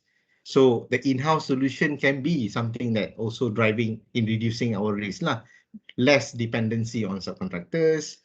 So is both ways. So even by providing an in-house solution, it also involves certain capital expenditure lah. Just like what you said just now, automation, workshops, and the rest. So all this comes into the equation. Yes. Yes. Okay, good. Just like you mentioned Encik Amru just now. Encik Amru, you are into which part of the business? I'm dalam MO operation. Marine operation. It's kind of like a car workshop. Cuma car tu tukar jadi ship. Kapal. So I think our business is really dependent on the owner of the vessel and also the lifespan extension of the vessel lah. Macam kereta 20 tahun tu kalau orang nak pakai lagi, then it's good lah coming to us lah kan. I think the business is less risk. It's just to make sure that we are utilizing our asset and also capital wisely compared to the HEO which explained by Mr. Kati earlier. I think we are not taking more risk just to maintain the amount of profitable and positive cash flow in our business rather than a big investment.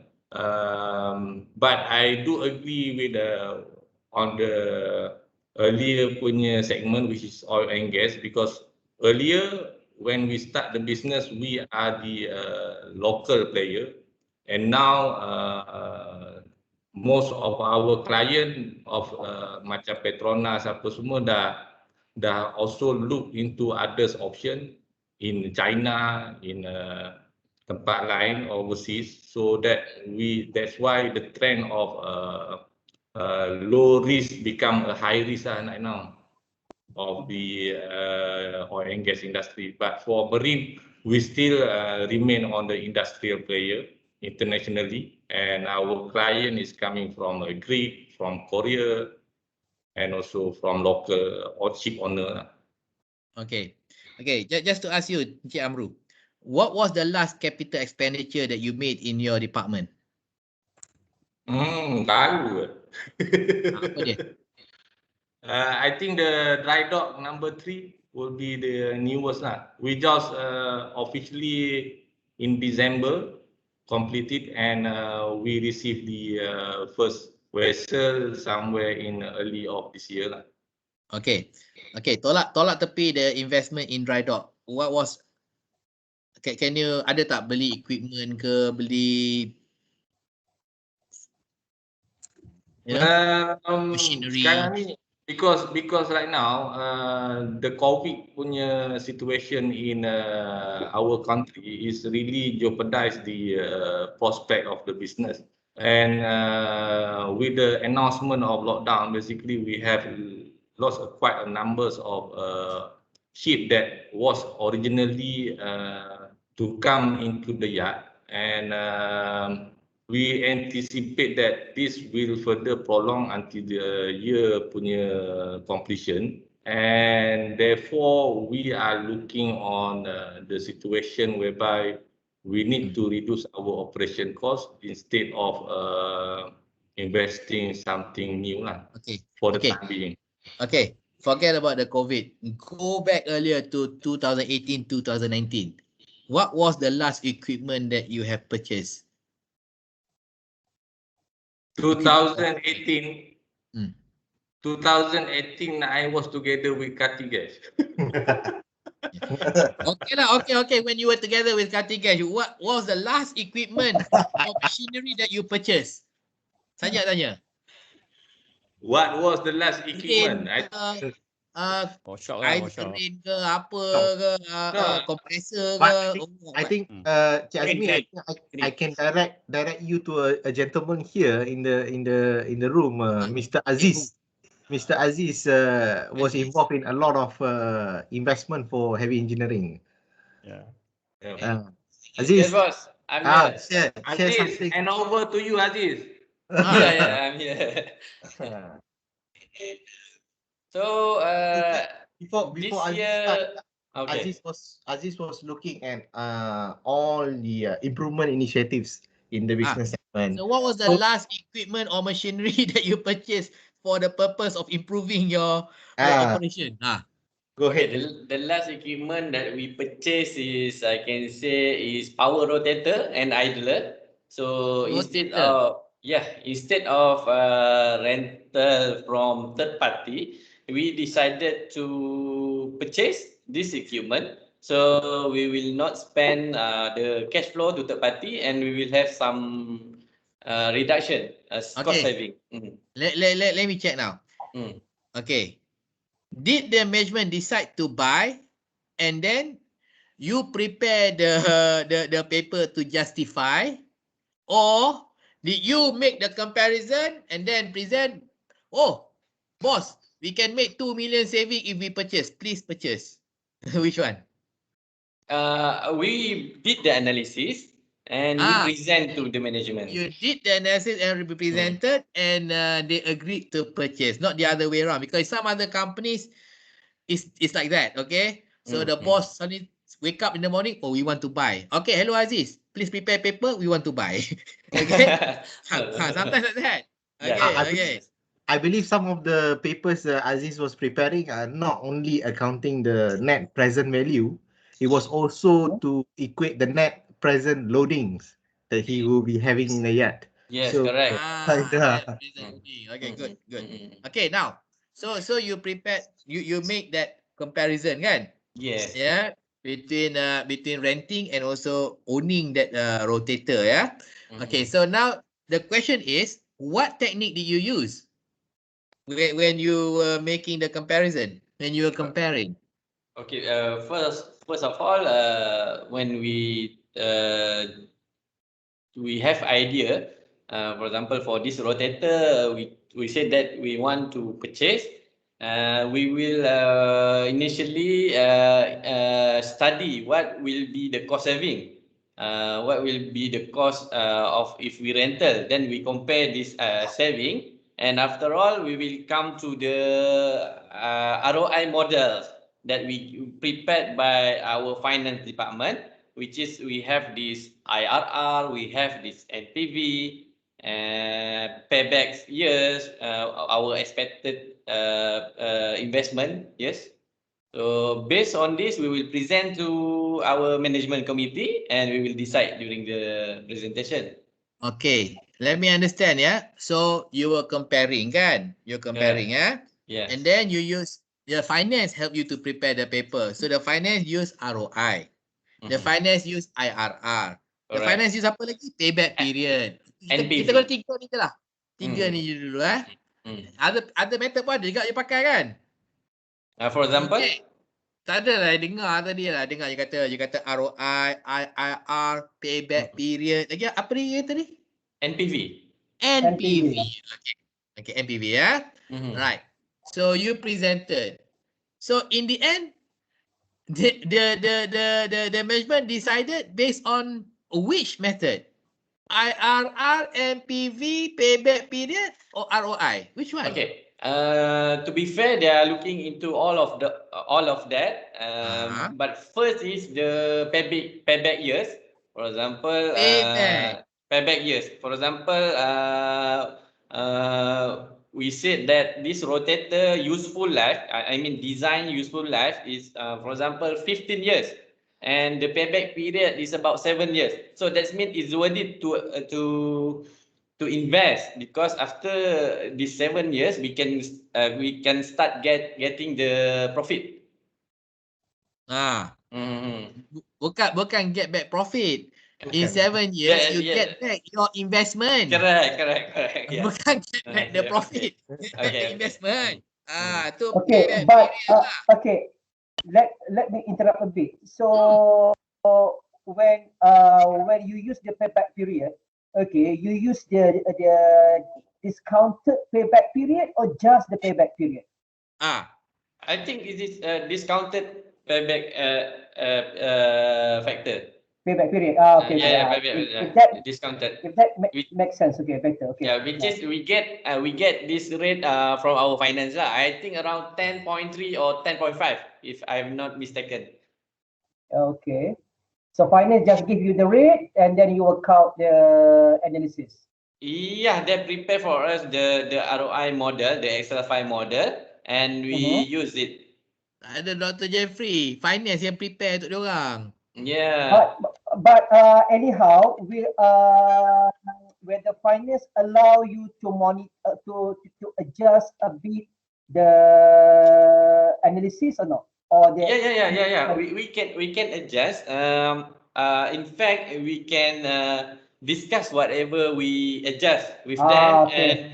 and we also have this we call it corporate planning department, corporate planning and risk management department. Our corporate department in our HQ, they also reviewing our whatever paper we prepare. Okay. Correct.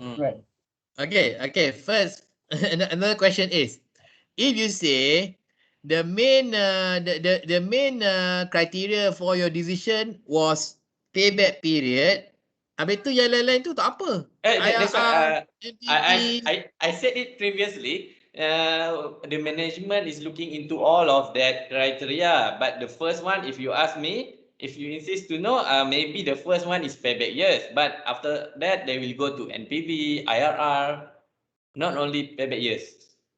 Okay. Jadi payback lah. Jadi sebenarnya gini.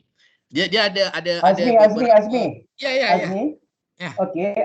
Before that, if you use the discounted payback period, okay, and you use the NPV, meaning that the NPV and discounted payback periods explain you the same thing.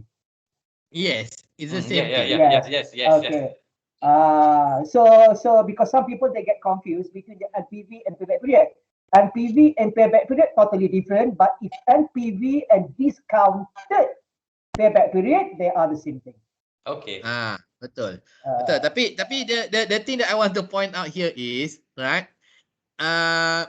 It depends on the organization and management. Some company, the first ranking criteria is payback period. In some company, the ROI. So it doesn't matter, because in our opinion, having a method to make decision is better than not having a method at all. Correct. So at least you have some method already kan. So that's a good thing kan. Ada method nak kira kan. Nak guna, nak buat keputusan. So kena ada satu method. Okay. Now, bila banyak method ni pula jadi masalah. So how do, contohnya you have payback dengan ROI. So kalau dia kata the main one is payback kan. Okay. Bila nak guna ROI, return on investment, kita guna macam ni. Contohnya, you nak beli rotator tapi ada 3 model pula. Ada 3 model. Bila kira payback, sama payback 7 tahun. Lepas tu kita tengok pula ROI dia. Model B, model A, return dia 6.5% per annum. Lepas tu model B 9.7%. Model C 5.3%. Jadi bila kita ada keputusan tu kita tie sama, nak pilih apa? Kita go to the next level pula. What's the next decision criteria? ROI pula. Then you use ROI pula nak pilih. Faham tak? So that's why banyak. But bukannya guna semua nak nak buat satu keputusan tak? Because nanti pening lah pula kan nak pakai mana satu kan. Ya. Jadi normally the next one tu is for backup. In case there's ada tie ada yang sama decision, so how to tie to break the tie. Tie breaker dia lah. Kan? So that's what it is used. Okay? Right. Jadi you kata payback dengan discounted payback apa different dia? Payback ni tak discount future cash flow. 100 million today dengan 100 million 10 years time sama.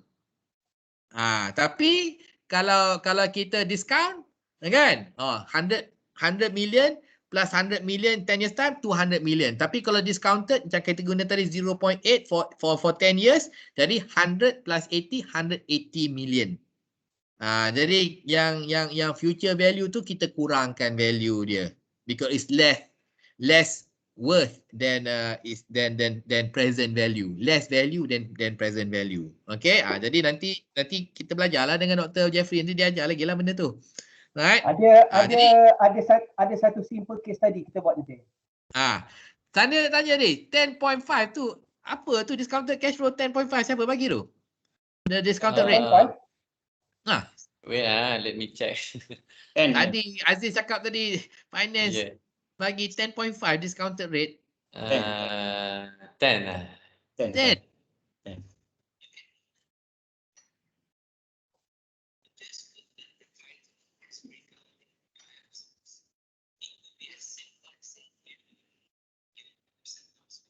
Encik Azmi. Yeah. You know idea. Okay. Just want to know.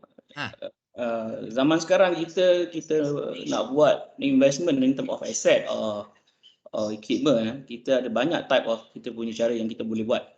Contohnya kita direct to purchase. Direct purchase. Kita boleh versuskan dia dengan rental. Boleh. So, in now we already in globalization punya method. Kita dah ada list for loan, subscribe. Like macam mana Huawei jual produk dia kan. Huawei buat untung sebab dia subscribe dia punya equipment tu. Dia ada subscribe list to loan atau list saja. So that's why banyak metodologi yang boleh kita tengok untuk kita own the asset. The reason why I cakap macam tu, in term of cash flow, ni my opinion dia kan mungkin salah mungkin betul. In my opinion, if kita list to loan, that means kita tak keluarkan duit kita in jumlah yang besar. So kita keluarkan orang yang akan finance kita in term of kita dapat loan. Mungkin betul 7 tahun ni kita punya payback period, but if we kreatif sikit, saya rasa kita tak perlu keluar duit 10 juta sekali keluar, mungkin kita keluar 1 juta tapi untuk 7 tahun atau 10 tahun. So in term of kita punya duit kat tangan tu, saya rasa kita boleh pergi tempat lain pula. That's why saya rasa banyak cara untuk kita own asset daripada kita beli 10 juta selepuk. Baik kita gunakan konsep yang sama tapi last kali kita dapat juga ada asset tu lah. In term of cyber punya list tu, all maintenance, all apa semua under the vendor atau orang yang that's why maybe itu bagus atau tak bagus saya tak pasti, tapi for me is good for the cash flow company cash flow lah. Saya bukan orang finance tapi saya good for cash flow. Betul Cik Jenny, tapi ada soalan saya. Cik Jenny kata kalau macam lease dan sebagainya and you own the asset, why is it important that you want to own the asset at the end of the day? Okay, some asset dia boleh guna sampai 15 tahun. Kalau masih boleh guna lah. Some asset dia tak guna untuk lease to loan, baik tu lease je. Sebab lagi lama dia punya maintenance cost so very high. Yes, correct. That's why before we decide to purchase everything, for me lah, this is my own opinion only. Better we study a lot of the concept to own that. Let me share with you several concept today. Tadi kata subscription ni Huawei-nya style lah. You bayar bulan-bulan RM15 je. Setiap bulan. Itu Huawei punya style lah kan. Okay. Ada satu lagi style. In the banking industry today, itu ada application yang bank-bank banyak guna sekarang ni, banks. Actually, they don't pay upfront. Contohnya yang Maps. Maps provide the software connectivity for all the banks. Jadi semua ATM sekarang kita boleh cucuk mana bank pun tak apalah. Sama je ATM tu. Pasal dia pakai ada software nama Maps, MEPS Okay? Okay. Sekarang ni, do you know that the banks, they didn't pay subscription pun. Dia punya model is zero entry, payment based on fee based on transaction. Pay per use lah. Pay per use, by transaction je. Jadi dia tak ada kata tiap bulan kena bayar 1 juta, tak ada. Dia by transaction. Jadi by transaction meaning each transaction kita pergi keluar duit. Jadi bank kena bayar max 20 sen. Contohnya itulah 20 sen. So maybe you can explore this also. Carilah vendor mana-mana yang nak pakai, nak buat style ni, pay per use. Letak equipment dekat situ. Letak equipment dekat your office. Dekat your yard. Lepas tu ada meter ke, ada counter ke apa ke, bila pakai dia akan keluar bill. Satu lagi photostat machine. Photostat machine sekarang macam tu juga. Banyak vendor sekarang, Ricoh dan sebagainya, dekat photostat machine tu ada counter. Betul, ada. Itu contoh juga. Photostat machine dia implement Cik Azmi. Dah pakai lah? Ya. So maybe you can look at this. Cakap, you can put your equipment here. We pay per use. Cakap, kan? But you can leave your equipment here. Okay, but we pay per use. The same with our computer lah. We are rental based on use. Computer I rasa bukan by use. Computer is based on monthly fee, I think. That's correct. Monthly. Monthly, bukan by use. Kalau by use susah dia nak kira nanti. Kalau by use kena kira tak jam. Berapa jam pakai. Kena clock in, clock out pula. Kena log in, log out. Dia based on monthly. Tak log out untung company tu. So you can explore this. Another one, apa tu, kita beli macam kereta, macam kereta Mercedes sekarang ni, kita beli, lepas 10 tahun lepas 5 tahun dia kata dia beli balik. Dia beli balik. Pernah dengar tak? Pernah. Yes. Bukan at the end of 5 years kita own, tak. At the end of 5 years dia beli balik, dia bagi kita cash. Tu ada juga. So maybe ada equipment. Maybe ada equipment yang boleh buat style macam tu juga kan? So these are some of the new ways that you can explore kan? Doesn't mean belum pernah orang buat benda tu tak boleh dibuat. Doesn't mean tak pernah orang charge computer by transaction kita takkan buat. Tak apa, kalau nak buatlah, cubalah. Kan? Cubalah. Contohnya kalau kita guna cloud infrastructure. Ni yang mana IT cloud infrastructure sekarang ni kan. Dia bukan lease server. Dia use on the volume data berapa gigabyte yang in naik turun tu kan. Transfer, yes. So that is another one. Okay? So it can be based. That's another example of use by usage, kan? By usage. Yeah. Jadi you can explore these new ways of using equipment so that you can free your cash. Betul. The ultimate aim is to free your cash, improve your cash flow. Because cash is very important. Tak ada cash mati. Cash is king. Tahu pun. Cash is king. Tahu pun. Kan? Cash is king. Jadi tak payahlah kita beli benda 1 juta tapi pakai 3 kali setahun kan. Kita setiap kali pakai kita bayar je lah. Itu je. Okay, Azmi, I bagi simple example kat you. Okay. Bagi kat dia orang. Okay, Azmi, I panggil you untuk buat satu job Okay. I panggil you untuk buat satu job. Okay, I bayar you 10,000. Okay. I bayar you 10,000 esok. At the same time, ada someone offer you juga, Azmi buat consultation untuk I. Okay, tapi dia offer dekat you 15,000. I offer you 10,000, dia offer you 15,000. I nak test dekat you, I nak tengok you orang account ke orang finance. You nak ambil 10,000, I offer ke you nak ambil yang 15,000? Okey. Tak dengar. Okey, tak dengar. Jadi Dr. Jeffrey cakap kat saya, ada seorang ni nak engage me for 10,000, ada seorang lagi nak engage me for 15,000.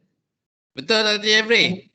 Okey, betul. Tetapi pada masa yang sama, hari yang sama. So you hanya boleh pilih satu je. You nak ambil yang mana? You nak ambil 15 ke you nak ambil 10? Okey. Ini bergantung kepada contractual obligation pula lah. Jadi maksudnya yang mana satu kita dah terima dulu. Contohnya tadi siapa tadi? Amru kahwin Ayu kan? Jadi kalau dia dah kahwin Ayu, dia dah kontrak dengan Ayu. Datang Rokia lagi cantik. Boleh kahwin lagi. Okay. So, kalau based on contract, so agreement tak boleh. Right, Azmi? Okay. Tapi kita put aside, kita guna quantitative analysis, investment appraisal. Okay, you buat analisis. You nak ambil mana? Nak ambil 10 ke nak ambil 15? Okay. Jadi kena benda ni banyak kena ada assumption dia. Okay. Kalau yang 15,000 tu once off, 10,000 tu ada opportunity for repeat business, then maybe that 10,000 is worth more because kita kira 10,000 into the future berbanding dengan 15,000 once off. Itu assumption. So what are the assumption? Dia banyak assumption, dia macam-macam assumption. Mungkin assumption ketiga pula, you tak stop kat situ. Agreement tak ada, forecast pun tak ada. Memang that is the one and only business dia. Buat kali terakhir. Okay, so you punya assumption satu je. You akan tanya dekat I, boss, bila I boleh dapat? You tanya dekat yang dia pula, when I boleh dapat? Kalau I bagi tahu you, biasalah Azmi, my company policy, I only can pay you within 60 days. Betul. Within 60 days. So berapa? Yang 10,000. Tapi yang another company tu, dia offer dekat you, bermakna dia lagi lama pula, 3 bulan. 90 days. 15,000. The timing is also important. Timing also important. Jadi dalam economics dipanggil time preference for money. Ada orang dia time preference for money is very high. Nak sekarang juga. Tak kisah 50 sen pun sekarang better than 10,000 90 days later kan. Betul. Itu time preference for money. Kita pun boleh discount juga kan. Kita pun boleh guna discount factor. The other thing that we need to consider is risk. Betul. Bayar 90 days later tapi 100%. Tapi 100%. No risk. Memang dia ni jenis bayar. Yang jenis bayar esok tapi 50% kadang-kadang tak bayar. Mungkin juga Azmi, kalau tunggu 90 days, company tu ada, takut Azmi pula tak ada. Takut dah mati pula tu pula masalah. Itu balik pada time preference for money lah. You want it now. Yes. Jadi investment appraisal ni dia 100% quantitative analysis. Walaupun NPV tu bagus, walaupun IRR tu superb, walaupun payback period very excellent, tetapi kena support juga dengan kualitatif punya justification. Tak habis lagi. Actually lepas tu kita kena kira statistical pula, probability. Betul. Yang kita ada A dengan B. Okay, now A is better than B. Okay, A 200 million, B 180 million. 200 better than 180 lepas kita discount cash flow dan sebagainya. Lepas tu probability pula. Yang ini 80%. Kemungkinan bayar, 20% tak bayar. Yang ini 100% bayar. So 80% probability dapat. So 80% times 200 jadi 160. Yang ini 100%. Yang 180 100% guarantee dapat. 180 is better now. Walaupun asalnya 200 dan 180, tapi bila kita kira probability, yang ini better than yang satu lagi tu. So that in the end balik pada probability pula. Jadi benda ni berkait-kait lah. Benda ni berkait-kait So tapi to start with, the whole idea is we need to have a scientific method to decide. Ini yang kita bagi ni, scientific method. Okay. Lepas tu, the second concept, present value. Present is more valuable than future. Okay. Lepas tu tiga. The third thing that we need to know is cash in hand is king. Cash in hand is king. Okay, so cash. Tiga. Lepas tu keempat, risk, probability. Saya probability. The probability of performance kan. Jadi yang itu pun kita kena kira juga kan. Mana tahu kita masuk satu kapal dalam dry dock kita tukang, Tuan Amru tukang. Memanglah profit banyak. Lepas tu company tu bungkus. Macam mana nak bayar?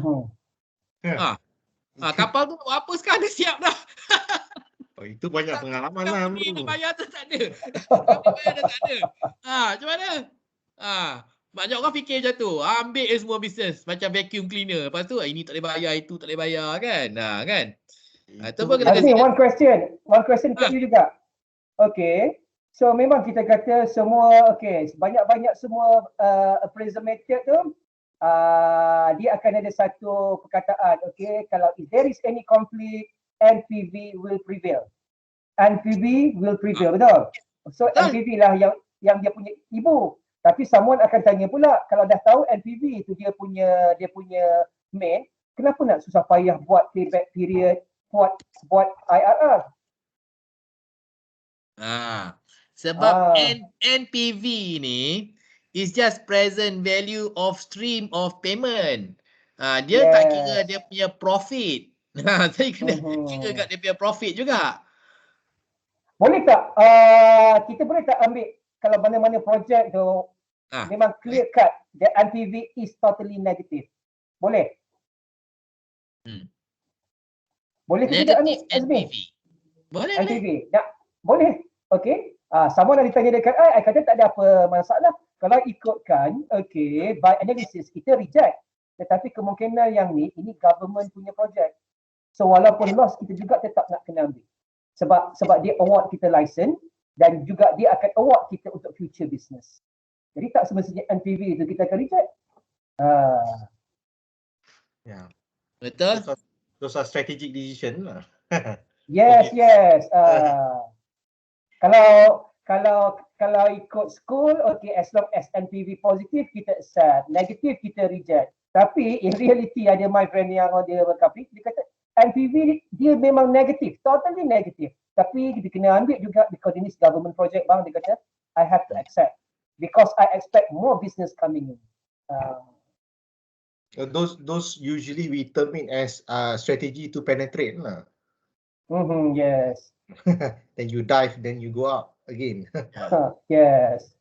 Betul.